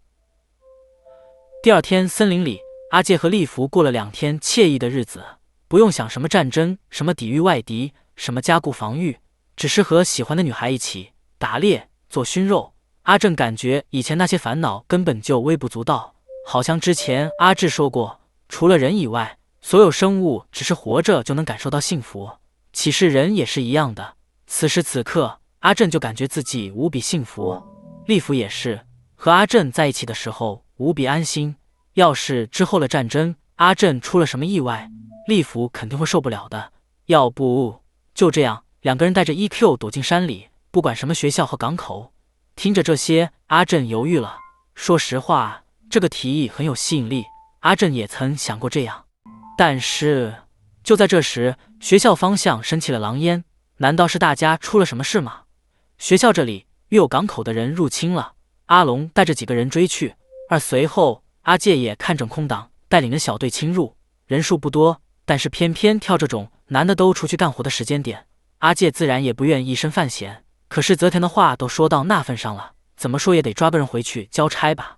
很不幸，第一个与阿介撞见的人是阿志。本来是想抓个女人或者阿良这种重要人物的，不过现在临近黄昏，外出干活的男人们就要回来了，只好拿阿志凑合，先绑了再说。刚走出校门就迎面撞上了阿良，还好阿良是比较保守的那种人，阿介掏出刀子抵在阿志脖子上，阿良立马让开了路。一伙人就这么大大方方把阿志带走了。等追击的阿龙发现是调虎离山的时候，已经晚了。看来这次是阿介赢了。看到狼烟的阿正赶回学校的时候，阿志早已经被带回港口了。泽田这里，泽田对阿介的战果不是很满意，一群人还带着武器出发，结果却带回来这么一个瘦弱的小喽啰，就算拿来烤了吃也没多少肉，看他的样子也没什么力气，就拴在附近让他干活干到累死吧。谁知这时摔倒的阿志却发出不像是男生的娇喘，这下勾起了泽田的兴趣，只看长相就判定他的性别不够严谨。泽田决定把阿志带回屋子里验验身，毕竟在这里男人和女人的工作是不一样的。阿介也说出了阿志的特殊情况。就这样，阿志被绑进了屋子，扒光衣服，毕竟性别是有很多种的，阿志的身体是男性，可是气质却更接近女孩子，泽田要好好检验才能确认这一点。等到太阳下山，一丝不挂的阿志已经被泽田撅了一次又一次。经过这几个小时的深入交流，泽田感觉阿志果然是个女孩子。难道阿志不想作为一个女人活下去吗？刚才被撅的时候，阿志难道真的没有一丝丝愉悦吗？学校那的人全都是虚伪的家伙，只有留在这里，阿志才能做一个堂堂正正的女人。说着，用匕首解开了阿志的束缚。阿志现在自由了，就这么离开也好，用身边的匕首捅过来也好，泽田都不会反抗。现在选择权在阿志手上，不过阿志最好想清楚，只有自己曾让阿志彻底成为女人。学校者以阿正为首，集结了几人小队，来到港口营救阿志。阿正想好了对策，特意制作了小号的箭石，把用油浸泡过的布缠在箭上，点燃后射向他们房屋。他们惊慌失措救火时，我们冲进去，顺利的话就能救出阿志。虽然这个办法肯定会有伤亡，但是阿正无论如何也不能原谅绑走阿志的家伙。离港口还有段距离，远远就有火光，看来泽田也加强了戒备。为了防止夜袭，在这种地方也设置了哨岗。既然如此，那站岗的肯定是个腿脚快的人，要是被他发现了，会去报信，计划泡汤不说，他们的戒备也会更加森严。众人原地商量了一下，马上有了对策。腿脚快的阿良和能射击的阿正与利弗从海滩接近，脚步踩在沙滩上动静比较小，海浪声也能掩盖人声，这样就能靠得更近，近达阿正的射击范围。尽管阿正不愿意伤人，可这次不得不下手了。身旁的阿良砍出了阿正的纠结，提议等一下瞄准腿射箭，毕竟杀人的觉悟不是这一时半会儿就能有的。而阿良自己也是保守派。没一会儿，三人来到了离哨兵很近的地方，而哨兵丝毫没有察觉。黑暗中，阿正射出一箭，精准命中了大腿。阿良也快步跑出，控制住了哨兵。盘问之下，众人得知港口这一共有12个男人，而刚刚抓回来的阿志已经被泽田当成女人，现在也在主屋里。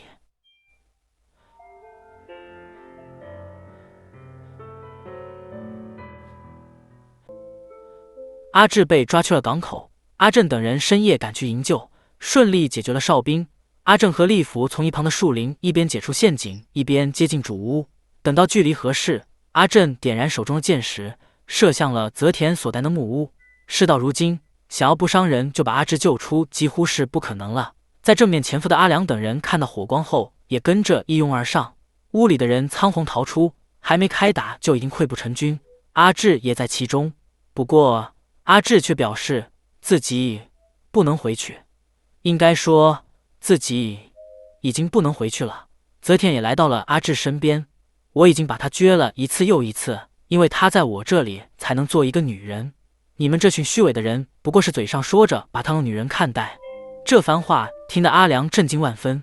救援小队人数不多，再待下去恐怕会有危险。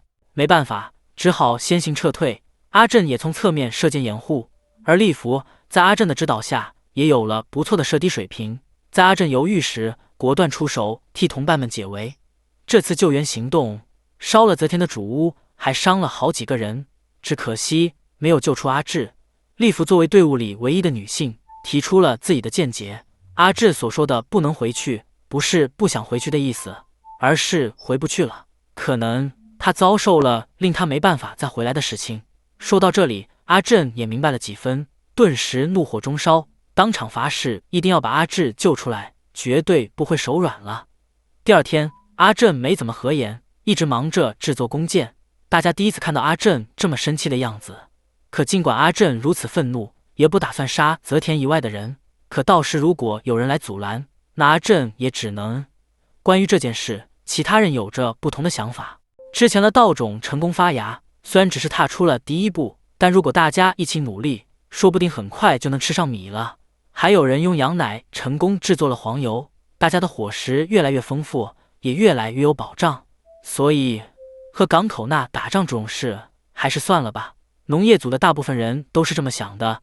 阿志的事的确很可惜，可要是继续和他们纠缠下去的话，肯定还会有人受伤，有人牺牲的。两边打来打去，不知道什么时候才能有安稳日子。所以大家想要从那种恶性循环中解脱，我们要与之战斗的不是泽田，而是生活。当然，对面主动来犯的话，我们会反抗，但是我们不会再主动出击了，还请阿正理解。而阿龙的想法则是趁着刚摸清他们的人数，还烧了他们的房子，乘胜追击，一举打败泽田，救出阿志。可是现在超过半数的人都支持不再与港口斗争。另一边，泽田这里昨晚的事让主屋被烧，还有好几个人负伤。阿介提议放了阿志，因为他们肯定还会来救阿志的，到时候我们很可能会招架不住。特别是那个阿正，他和阿志关系很好，他肯定不会就这么罢休的。之后的几天，阿正一直闷闷不乐，思考着阿志的事。而那天晚上被射伤的哨兵也跟回了学校。毕竟就算回港口，自己是负责站哨的，结果不仅被射伤，还没能回去报信。不逃的话，肯定会被泽田处罚，搞不好会被他烤了吃。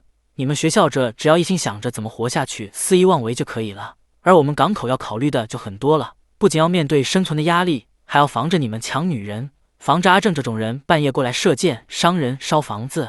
要是有弓箭一直在暗中瞄着你，你会睡得安心吗？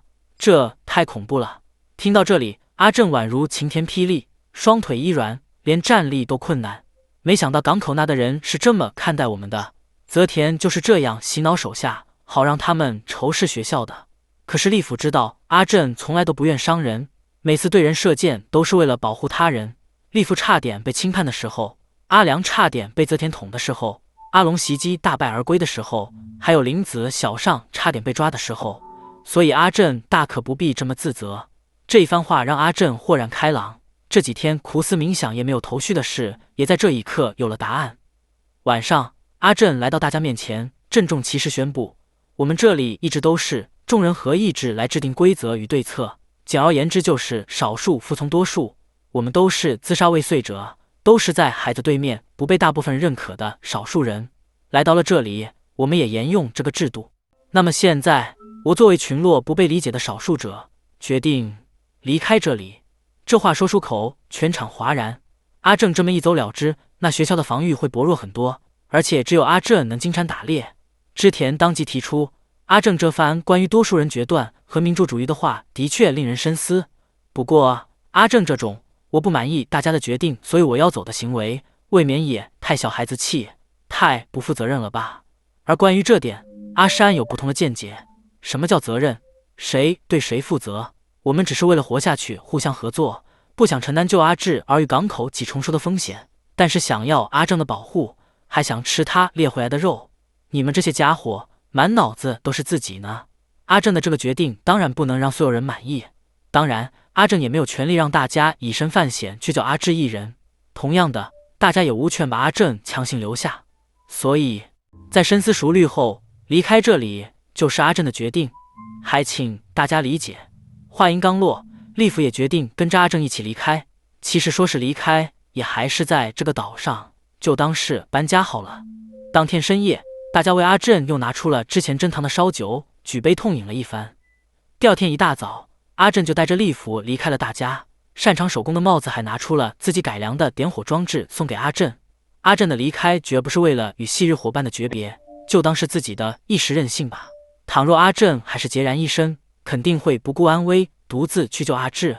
可是现在身边有了利府，自己已经不是孤身一人了。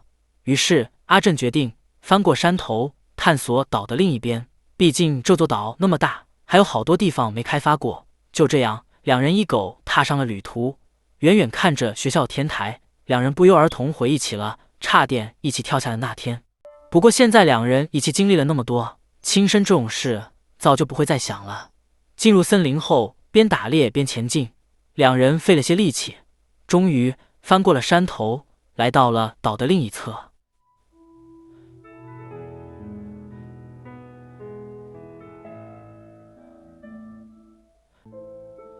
阿正不能接受大家停战决定，但是只凭自己和利府两人要救阿志也太冒险了。深思熟虑下，决定离开学校，于是翻过山头，来到了岛的另一侧。没想到这边也有废弃房屋和道路，而且保存状态比学校那要好得多。阿正和利府决定要在这里重新开始，因为已经有了充足的经验，所以寻找水源、食物之类的都没费什么功夫。第一晚，两人在岸边的屋子里落了脚。岛的这一侧面朝东边，靠近海岸的地方不仅浪大，水也深。稍微探索了一下，就发现离浅滩不远的地方有一道深不见底的海沟。拜其所赐，这里鱼的种类也比另一边要丰富得多。一段日子后，阿正和利福的关系也更加亲密了。利福克服了自己的心理创伤，身心都彻底接受了阿正。两人在这边的生活也更加游刃有余。虽说只有两人，不过生存技能和刚来岛时已是天差地别。两人似乎得到了在海的另一边不曾拥有过的平常人的小小幸福。就这样过了几个月，冬去春来，学校这里农业知识丰富的阿石做了一个梦，梦里是来岛前的生活。世代务农的阿石家里要求阿石高中毕业后就回家继承家业，也就是专心务农。祖辈世世代代都是在这片土地耕种劳作，繁衍生息，所以阿石也得如此。可是见识过外面世界的阿石已经不满足于睁眼闭眼都是这1亩3分地的农耕日子了。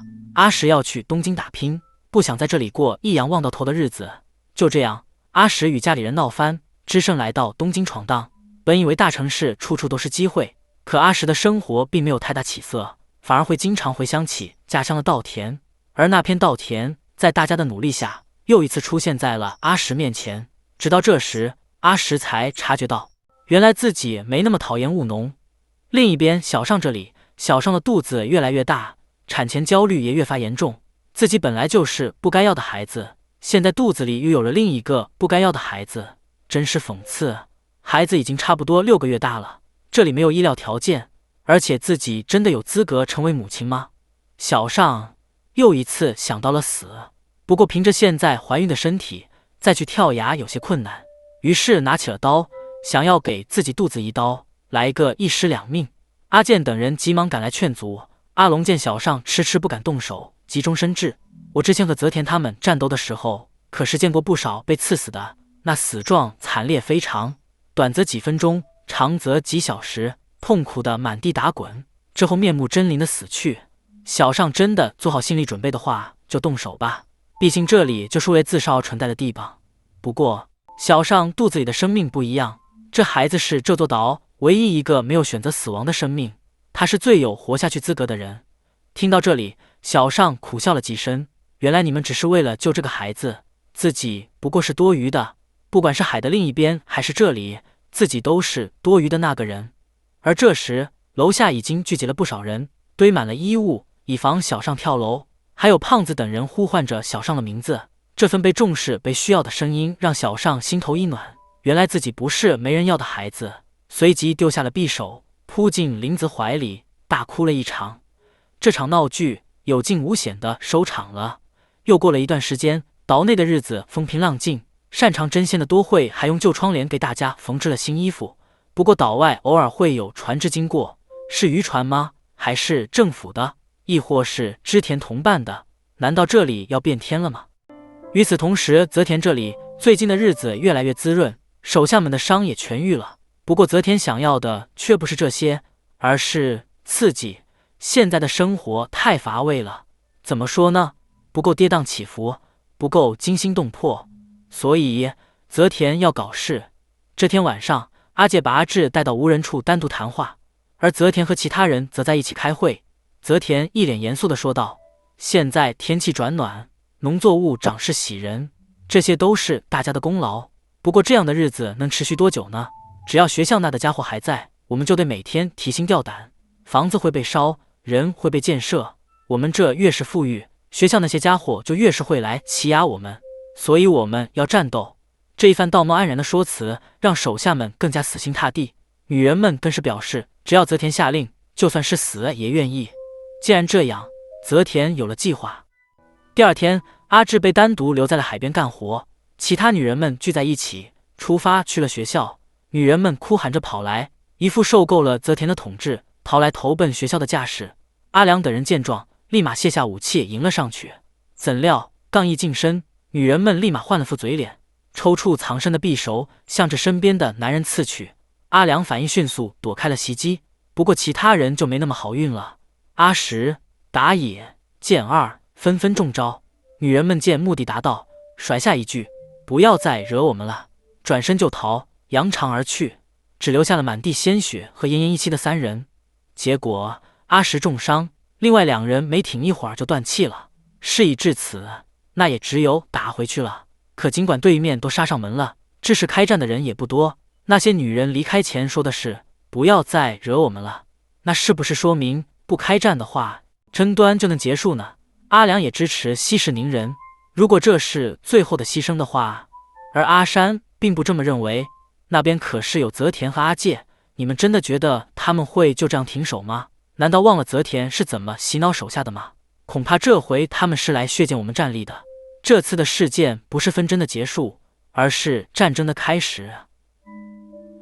港口这的阿志也察觉到了异样，女生们的衣服上有不知由来的血迹，好像大虾有什么事故意瞒着阿志，就算来问泽田，也被转移话题敷衍了过去。不过倒是知道了泽田的过往，原来泽田来这以前是黑道的最底层，马仔的马仔。不过在某天阴差阳错下触碰了毒品交易后就变了，也不知道是运气好，还是泽田天生就有这方面的才华。这些伪禁药在泽田手上处理得非常干净，上面对泽田的表现很满意，自然也爬上了更高的位置。再后来，泽田自己也喷了药，甚至还对上面交给自己的货动了手，没过多久就被黑道追杀。那时候的泽田满脑子都是伪禁药，等回过神就发现已经被送到这里了。刚来岛上，泽田因为断腰的症状而快到极限的时候，发现同行的人手上拿着香蕉，当时的泽田已经神志不清，头痛欲裂，就为了这几根香蕉痛下杀手。没想到回过神却发现面前就是一棵香蕉树，那一刻泽田的头痛和疲倦都消失了。再后来，泽田尝试了烧杀掳掠，终于得出了结论，自己追求的就是刺激，所以既然要追求刺激，那就贯彻到底。反正这里就是没有规则、没有法律的自由的岛。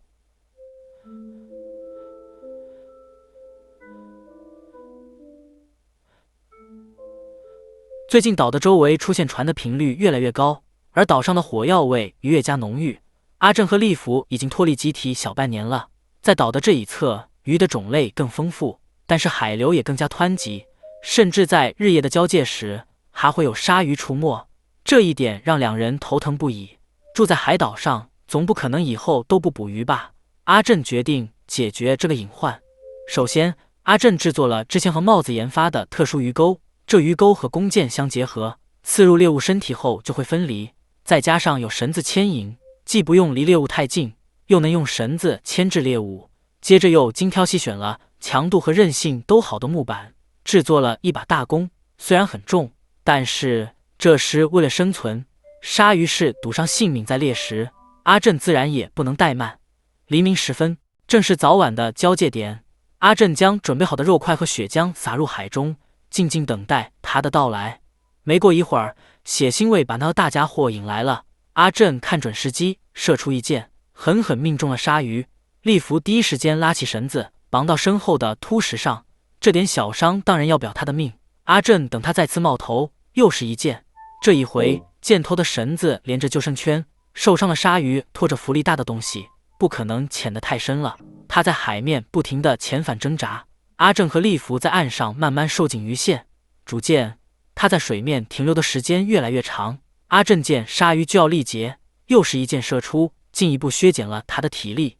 渐渐的，鲨鱼的身上越来越多的箭头，他还在剧烈的挣扎，不过力道早已没有一开始强劲。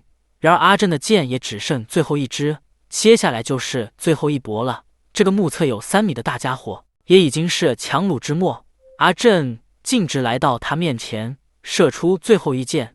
这场战斗毫无疑问是阿正和利弗的胜利。这鲨鱼的身体比想象中要重得多，阿正只好在浅滩就给他开膛，这分量就算用上所有盐也腌不了全部，看来得吃一段日子的鲨鱼肉了。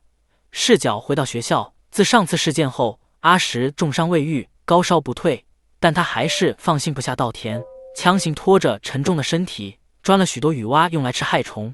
现在正是最关键的时候，大家都在努力劳作，自己不能在床上躺着。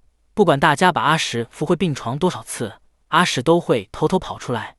于是阿良不知从哪找出了一个旧沙发放在田边，阿石就天天坐在那里给大家下达工作指示。阿石的烧没有消退，饭菜也吃得很少，这日渐消瘦的模样宛如风中残烛，但他的表情却透露出释怀与满足。稻穗丰满的果实垂下了头，再过不久就会一片金色了吧。阿石就这样在稻田边满足地合上了眼。阿石去世后，帽子每天不干农活，没日没夜地制作武器。阿石是被杀死的，上次港口那个女人过来刺伤了3个人，全死了。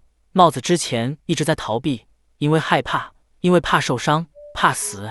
但阿石是帽子的挚友，所以帽子要战斗。不久后，帽子拿出了几个弹弓。虽然大部分人的印象中弹弓这种东西不过是小孩子的玩具，但事实并非如此。帽子研制了弹弓，加上从仓库中找到螺丝钉当做子弹的话，威力可不一般。即使不如阿正的弓箭，不过打穿木板什么的不在话下。况且弹弓上手简单，携带方便，发射间隔短，这些优势都是弓箭所不具备的。不仅如此，威力不逊色于弓箭的武器，帽子也制作了，就是这个弹弓箭。之前和阿正一起做弓箭的缘故，所以帽子才能做出这个。20米以内的话，手脚都能射穿。根据命中的位置不同，一击毙命也并非难事，体格不占优势的女人也能驾驭。以上的这些还不是全部，帽子甚至还做出了战车，把废弃的载货车用木板加固，再把锋利铁棍固定在车头，由强壮的人控制的话，以一敌多也能不落下风。没错，帽子是认真的。接下来来犯的不管是男人还是女人，帽子都会动手。这次就是最后一战了。阿山提议把阿正叫回来，虽然不知道他现在的具体位置，但阿正之前好像说过要去山的另一边看看，再加上他要捕鱼也要淡水，位置应该够难找。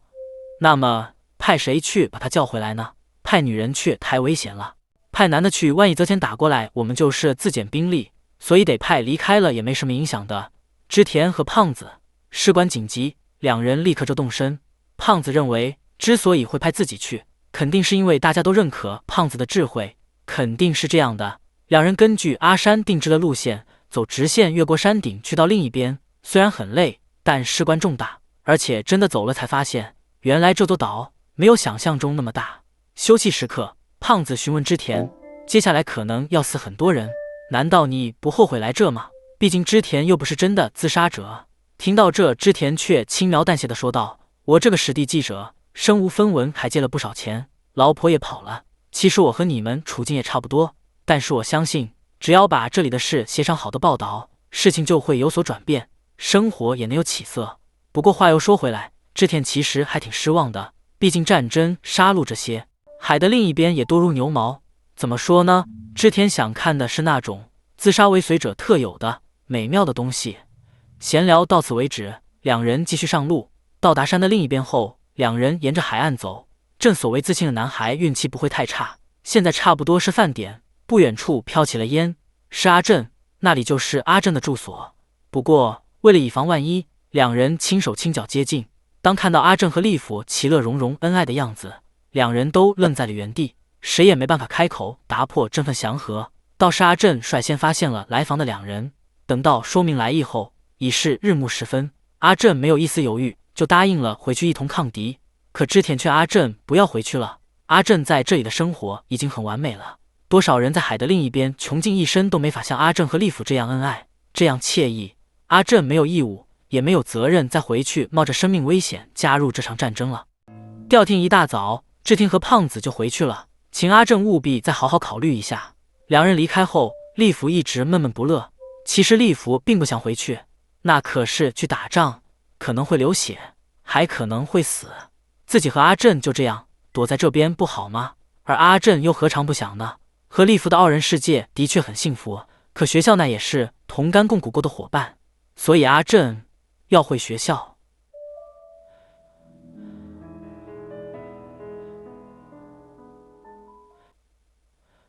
阿正和利甫得知伙伴们有3人死亡后，决定回到学校尽一分力。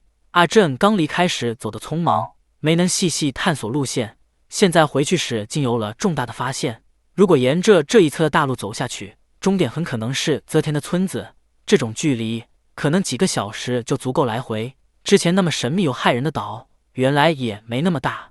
按照织田他们的路线，上午出发，下午就回到了学校。简单的寒暄后，大家就谈起了正事。之前主张不主动出击的人，这一回杀意异常的强烈，是要把对面彻底击败，终结这场战争。不管对面的男人还是女人，健康的还是受伤的，亦或是投降的，都要全部杀光。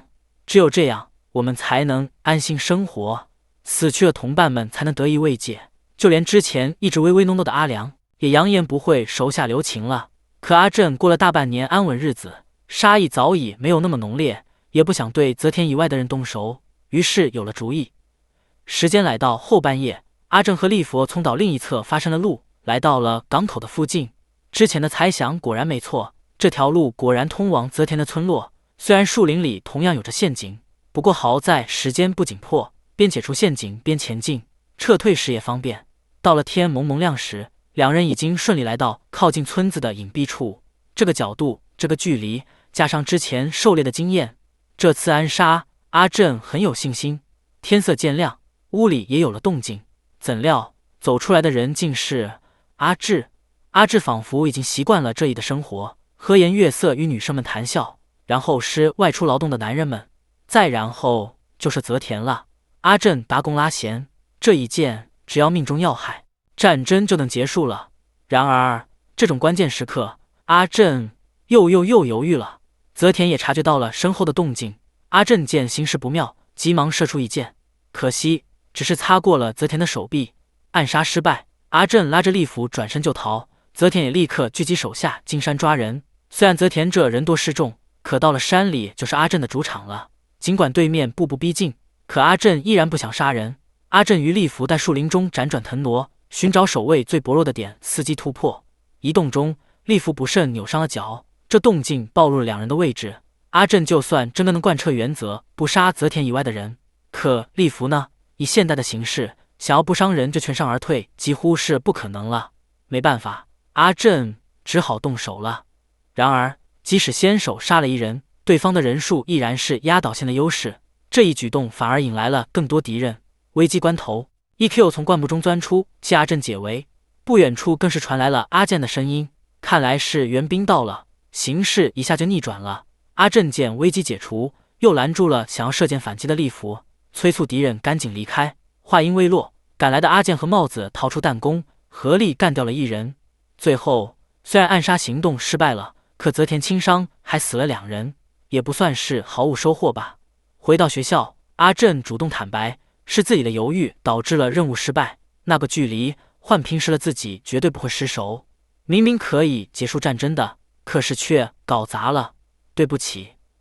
伙伴们没有责怪阿正，阿龙提议趁着这次打击了对方的战力，几借人手发起总攻。而就在这时，泽田也是这个打算。第二天，阿龙带领着大部分人浩浩荡荡出发了。考虑到昨天阿正的劳累，和犹豫，包括阿正在内的小部分人被安排守在学校，处理日常杂物和准备晚上的庆功宴。出征中，阿龙不停地强调，这次绝对不能手软，对面可是会派柔弱女子来安插的泽田，一瞬间的迟疑都可能会丧命。可到了离港口还有段距离的废弃民居处，早有前哨兵在这警戒了。这次的哨兵藏在暗处，看到这阵势，二话不说就跑回去报信，而阿龙等人却浑然不知。等到了泽田门口，却发现这里异常的寂静，屋外没人，屋里没人，四周的灌木中也没人。这就奇怪了，港口这男女加起来最少20几个人，不应战也不埋伏，到底跑哪去了？答案是，泽田这的所有人全都在森林里朝着学校进发。从大陆攻来的阿龙他们当然碰不到，这下大事不妙。留在学校的大部分都是女人。阿正、利福、织田因为在海边捕鱼，碰巧没撞上泽田。可这个时间的话，学校天台应该有好几个人在晒鱼干。眼看着泽田等人尽数涌入学校，天台的人也察觉到了异常，决定堵住门，死守天台，等待初中的人回来。毕竟要是被泽田抓到，肯定会被打至跪地，被迫做他们新奴隶啊。于是趁着人还没上来，搬来重物堵住路口，再备好弹弓和石块，无论如何也得守住天台。回到阿龙这，港口那扑了个空，刚回到学校附近就被织田拦住，告知了现在情况。帽子第一个绷不住了，因为帽子的恋人多惠现在就在阳台上，挚友阿石已经死了，要是多惠也出了什么事，帽子肯定……一行人递剑门口，隔着铁门与敌人对峙，幸好弹弓体积小，能随身携带。天台的人也暂时安全，不过有几个没在天台的就落到了泽田手上。泽田见局势不妙，大门就要失守，随手抓来人质，朝着校门外大喊：“站住！全体目光向我看齐！我手上的这个叫宫野的男人，3秒后会从这里摔死。如果你们不退出校门的话，我会把人质一个一个的杀掉。1、2、3。”泽田说到做到，掏出小刀，先是一击背刺，再把宫野扔出了窗外。宫野狠狠摔到了地上，高度似乎不是很够呢。宫野竟然还能站起身，不过这凄惨的模样倒是能够好好的警告外面的人，弓也没能挣扎几秒，倒在了地上。虽然还有呼吸，不过现在这个伤和他人质的处境，基本已经宣告死亡了。阿龙他们没有办法，只能退出校门，还请泽田不要再杀人质了。泽田扳回一城，这下士气大振，守门的小弟立刻嚣张跋扈起来，嘲笑起了帽子的身材，甚至还贴脸开大。刚才听帽子口中的那个什么多惠是女朋友吗？那今晚肯定得好好疼爱她一番了。帽子听后沉默不语，只是拿起了弹弓，射穿了不远处的木板。我刚才没有用这个，是因为我不想杀人。你们看到的弹弓、战车全都是我做的。那么现在你们听好了，如果多惠有什么闪失，那我就不管什么人质了，我会造出更厉害的武器，戳爆你们的眼睛，划开你们的皮肤，在旁边听你们的哀嚎。我说到做到，你们给我记好了。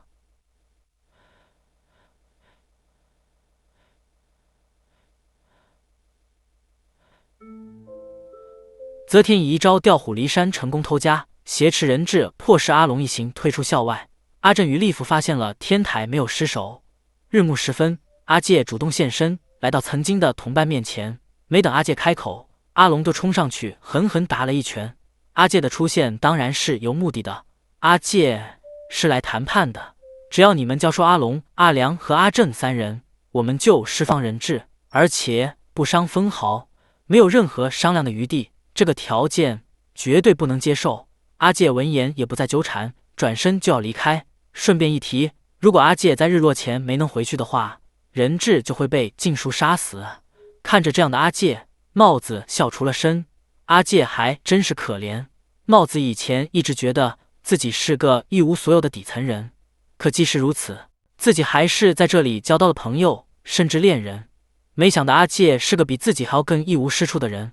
阿介什么都没有，而正是因为一无所有，可自尊心又强，所以才无法忍受默默无闻，于是就开始热衷于欺骗弱者来彰显自己的存在。事迹败露后，又逃到了泽田那。今天你是可以就这么回去，不过最后我一定会夺走你这条苟延残喘的贱命。回去好好照看人质吧。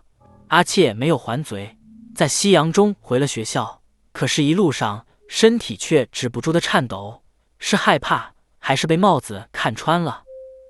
当天深夜，大家根据阿正侦测的情报制定了作战计划。阿正用绳子绑住剑围，来到靠近主楼的隐蔽处，将剑送上了天台。没过一会儿，上面传来回应。第一步很顺利，接下来就是重头戏了。让天台的人固定好绳子后，阿正他们一个一个爬上去。既然学校已经被占领，为什么不上天台的人挨个爬下来呢？答案是天台上女生居多，体能有限，暴露的风险也更大。反过来，阿正他们上去的话，成功率更高，而且深夜从天台栖息，也能打泽天一个措手不及。时间有限，说干就干。从有窗户的地方攀爬，虽然有落脚点，可是被发现的风险也大，只能选择更险峻的侧面了。可下一个问题就是守卫。阿正和阿良像上次解决哨兵那样，合力制服了攀爬点附近的巡逻，封住了手脚和嘴巴，绑到了树上。接下来就是爬楼了。尽管谁也没有信心，可事到如今，不试试怎么知道呢？看着延伸至天台的绳子，大家心里都没底。楼顶的人有没有固定好？绳子连接处牢不牢固？会不会爬到一半体力不支摔下来？阿良自认攀爬技术最好，于是自告奋勇，第一个上。身手矫健的阿良顺着绳子向上攀爬，在没有落脚点的墙壁上，想暂时休息也做不到。好在4楼的距离不算太长，阿良顺利来到天台。第二个本该轮到阿健，可是阿健果然还是没有勇气。这也没办法，一开始就认怂，也好过爬到一半摔下来丢了命。那往下顺延就是身材瘦小，但是经常穿梭于森林中的阿正了。攀爬比阿正预期的要费力，不过也顺利到了天台。再下一个就是帽子了。帽子不擅长运动，体型也偏大，不过好在擅长手工的他，手臂比谁都粗壮，再加上多会就在天台，帽子拼上性命要爬上去，就算皮肤被磨破，就算爬到大汗淋漓，就要昏厥。阿良看出异常，提醒帽子把绳子卷到身上，千万不能摔下去。终于在天台几人的合力下，帽子被拉上了楼。计划到这里还算顺利。该进行下一步了。地面的阿龙、阿健等人解救了守卫，假装成巡逻的泽田手下暂时按兵不动。帽子的发明果然好用，瘦小了美纪也能简单的把守卫击晕。而此时大楼内的泽田似乎察觉到了异常，天台和楼下的人全都蓄势待发，没有比现在更好的机会了。大家以火光为信号，一起发动总攻，已经解决了泽田不少手下，一拥而上打他个措手不及的话，人质的安全也能保障。打斗中，阿正依然贯彻原则，不到万不得已不下死手，只要现在停手的话，你们谁也不用死。而此时的泽田察觉到了大事不妙，也打算故技重施，把女生们的衣服全部拔光绑在一起，形成人墙，掩护自己撤退，其中还包括南两阿志。就像之前泽田说的一样，手下也好，敌人也好，全部死光也无所谓，只要泽田自己安全，什么都是可以牺牲的。然而到了这个距离，阿珍的箭几乎是百发百中，第一发就精准射穿藏在阿志身后人的手臂，接下来就轮到泽田了。谁知僵持之际，帽子和阿健已经绕到了泽田身后，给泽田脑门结结实实来了一发螺丝。泽田看似穷途末路，实则还有最后一手。原来窗台边早已绑好绳子，泽田翻出窗外顺身而下，可是利弗也在这等候已久。泽田现在可管不了这些了，朝着校外全力逃命。就算利弗一箭射在泽田肩头，也没能让他停下脚步。这次奇袭大获全胜，比起重伤逃离了泽田，现在更重要的是学校里，虽然门外的守卫也好，刚在打斗中落败的人也好，甚至是潘图阿介，都只是被打昏绑了起来，可依然有极少数人认为一定得把他们杀光才行，不然就算这个泽田倒下了，肯定也会有第二个泽田站起来。比如帽子，就无论如何也不能原谅杀了阿石的人，差点就对已经投降的女人动手。等到破晓时分，学校这整顿的差不多了，阿正为首的几人也带着 EQ 出发去追泽田。泽田伤得不轻，还一晚上没休息过，应该跑不远。几人跟着 EQ 循着血迹找去，这方向竟是阿正之前生活过的山的另一侧。跟着 EQ 的步伐，不知不觉已是黄昏。泽田拖着受伤的身体缓慢地走着，心里还念着朝反方向逃正是明智之举，等到养好了伤，东山再起，肯定要把他们都杀了。可是抬手望去，道路的尽头，阿正正端着弓箭等着自己。泽田当然不会束手就擒，侧身跳下血坡，还想靠着灌木掩护逃脱，可没走两步，背后就中了一箭，而身后的追兵也步步逼近。泽田逃无可逃，只能纵身跃入海中。可是日夜交替，正是鲨鱼的活动时间，而泽田身上又淌着血，水里的泽田当然对此浑然不知，还以为自己已经逃出升天。下一秒，泽田就察觉到了异常，身下好像有什么东西。等回过神，已经被鲨鱼包围，插翅难飞。最后关头，泽田自嘲道：“吃人的之后被吃了，真是讽刺。”天色越来越暗，暗到血色完全被淹没于海水，暗到泽田的身影再也找不到。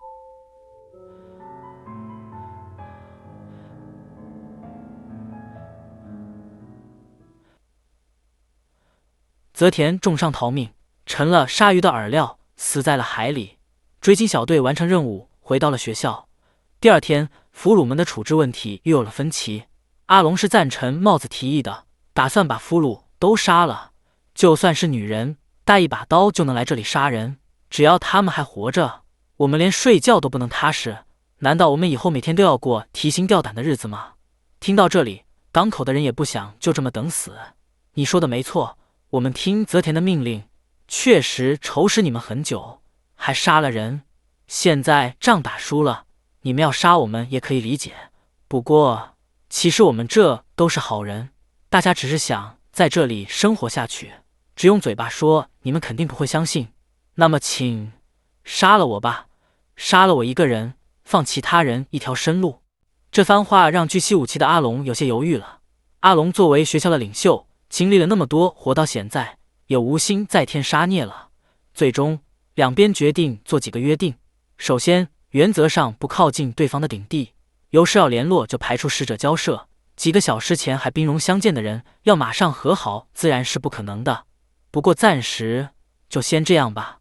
送走了港口的人，就该处理学校那个事了，比如阿介。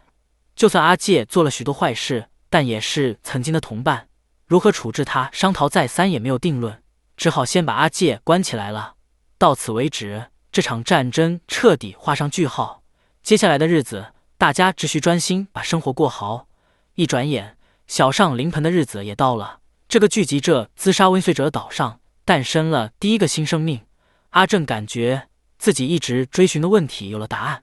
不管是在海的另一边，还是这里，大家都是这样繁衍生息，代代相传。我们就是生命星火的接棒者，连接着现在与未来。而对于找到答案的阿正，也有一个好消息，丽芙也怀孕了。又这样过了一段日子，大家倾注心血的稻田也大丰收，好事一件接一件。大家甚至还合计给阿正、丽芙、帽子多惠这两对情侣办个婚礼。敲定主意后，就热热闹闹张罗了起来。最近直升机经常从岛上飞过，不过大家也不会因此而不安了，因为大家经历了那么多后，都拥有了不管在哪都会努力活下去的勇气。不管这里最后会变成什么样子。还有一件令人在意的事，那就是阿介。上次大获全胜后，阿介已经被关起来几个月了，他的所作所为的确不能原谅。阿龙提议杀了他，给他的痛快就是最大的慈悲了。最近大家都在准备婚礼，这种扫兴的事就没必要让大家知道了。阿龙一个人悄悄地把这事办了就行。晚上，阿龙单独来见阿介，清算起了至今为止阿介犯下的罪，然后递进去了一根绳子，希望阿介自行了断，绑在门上，再把脖子套进去。如果实在没有勇气，到时候阿龙也可以帮忙，当然也会好好埋葬，给阿介保留最后一点体面。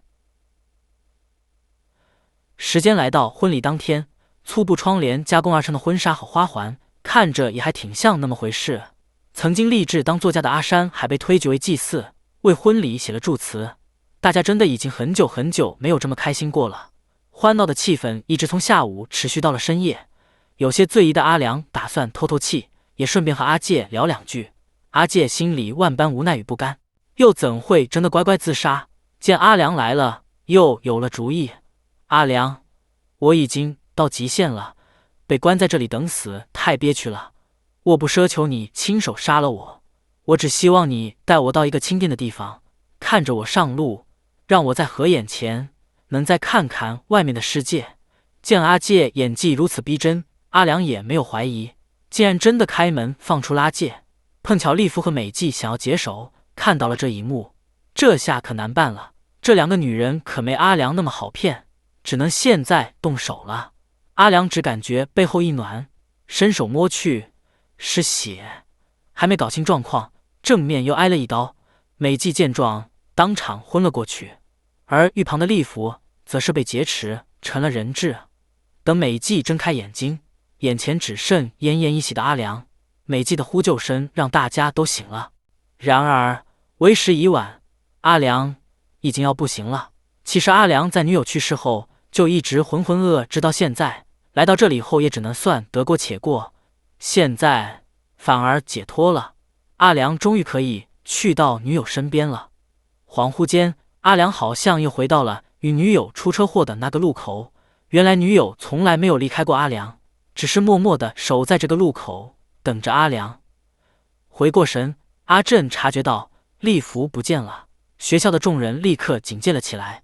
阿正带着 EQ 进山搜寻，港口那则是由阿志前去通知，这次绝对不能让阿介逃了。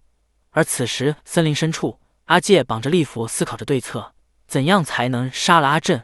阿正有猎权，而这座岛就这么大，阿介打算3天内做个了断。而丽芙自知现在人质的立场，盲目反抗只会适得其反，一路上都很顺从，对阿介打不还手，骂不还口，只要忍一忍，阿正一定会来的。所以丽芙一定要活下去，和肚子里的孩子一起安全地回到阿正身边。阿介一路上沿着河流走，尽量隐藏气味，争取时间，然后找一个开阔的地方，开阔到阿正没有办法藏身，而自己能把阿正的动作尽收眼底，还能把匕首刺入他胸膛的地方。比如森林深处，上次被阿正饶过一命的鹿群经常出没的山丘，周围70-80米几乎没有可以藏身的地方，甚至中间还有棵枯树可以用来绑住利弗。阿介开始期待阿正看到这个场景的表情了。阿正会为利弗做到什么程度呢？如果命令他割喉自刎，他会乖乖照做吗？利弗不觉得很神奇吗？阿介正苦恼怎么逃的时候，阿良就来了。还能抓了阿正，最终是了利弗当人质，找不到好的地方，就正好到了这里，这个适合了结一切的地方。这肯定就是命运吧。阿介可是带领大家找到水源，在大家像无头苍蝇一样的时候，下达了捕鱼的指示，可结果却落到这种下场。听到这里，之前一直顺从的利弗也绷不住了，是阿介自己也止步不前，还好大喜功，大家都在一步步往前走，是阿介自己脱离了大家，还做出了那些事。这话阿介就不爱听了，看来利弗不太明白自己的处境。说罢，掏出匕首划开了利弗的衣服。你的命现在在我手里，说话最好注意点分寸。而此时的阿正也如阿介预期的那样，已经追到了附近，正绞尽脑汁想着怎么杀了阿介，救出利弗。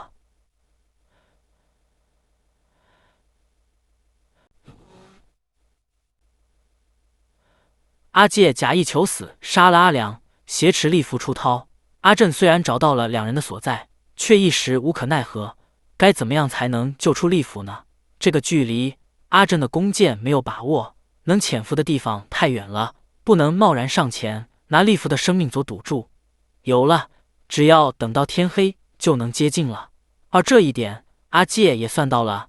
阿正作为猎人的优秀是大家有目共睹的，阿介早该察觉到的。所谓的领袖根本就不是阿良或者阿山，也不是阿龙，而是阿正。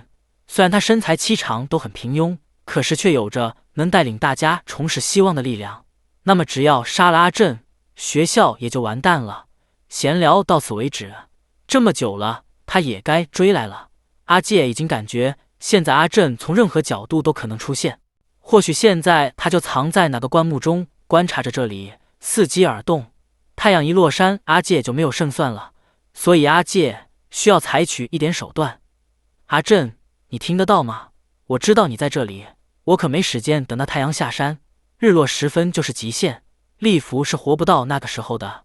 说罢，阿介割伤了利弗手腕，血会慢慢流干，虽然不知道具体是多久，不过放人不管的话，太阳下山的时候，利弗肯定已经死了吧。阿正就要被愤怒冲昏了头。就在这时，一个意想不到的人出现了，是隐居山里的原住民。看来这次强运站到了阿正这边。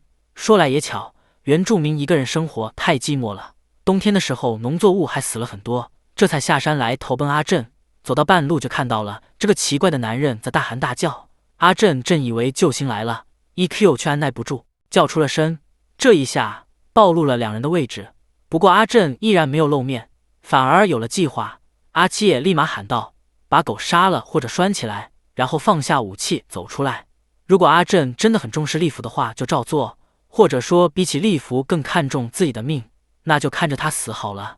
没时间磨蹭了，阿正立马脱了衣服，请原住民帮忙。见阿正迟迟没有反应，阿七也又动手打起了利弗。然而之前一直不反抗的利弗，在阿介要踢肚子时却想闪避，难道利弗是在故意护的肚子吗？见形势不妙，阿正只能大声回答，好让阿介暂时住手，自己会扔掉武器出来的。没过一会儿，原住民披着阿正的衣服，在阿介的视野中把 EQ 拴在了树上，而阿正则是绕到了阿介背面。按照阿正的计划，机会只有几秒，甚至只有一瞬间。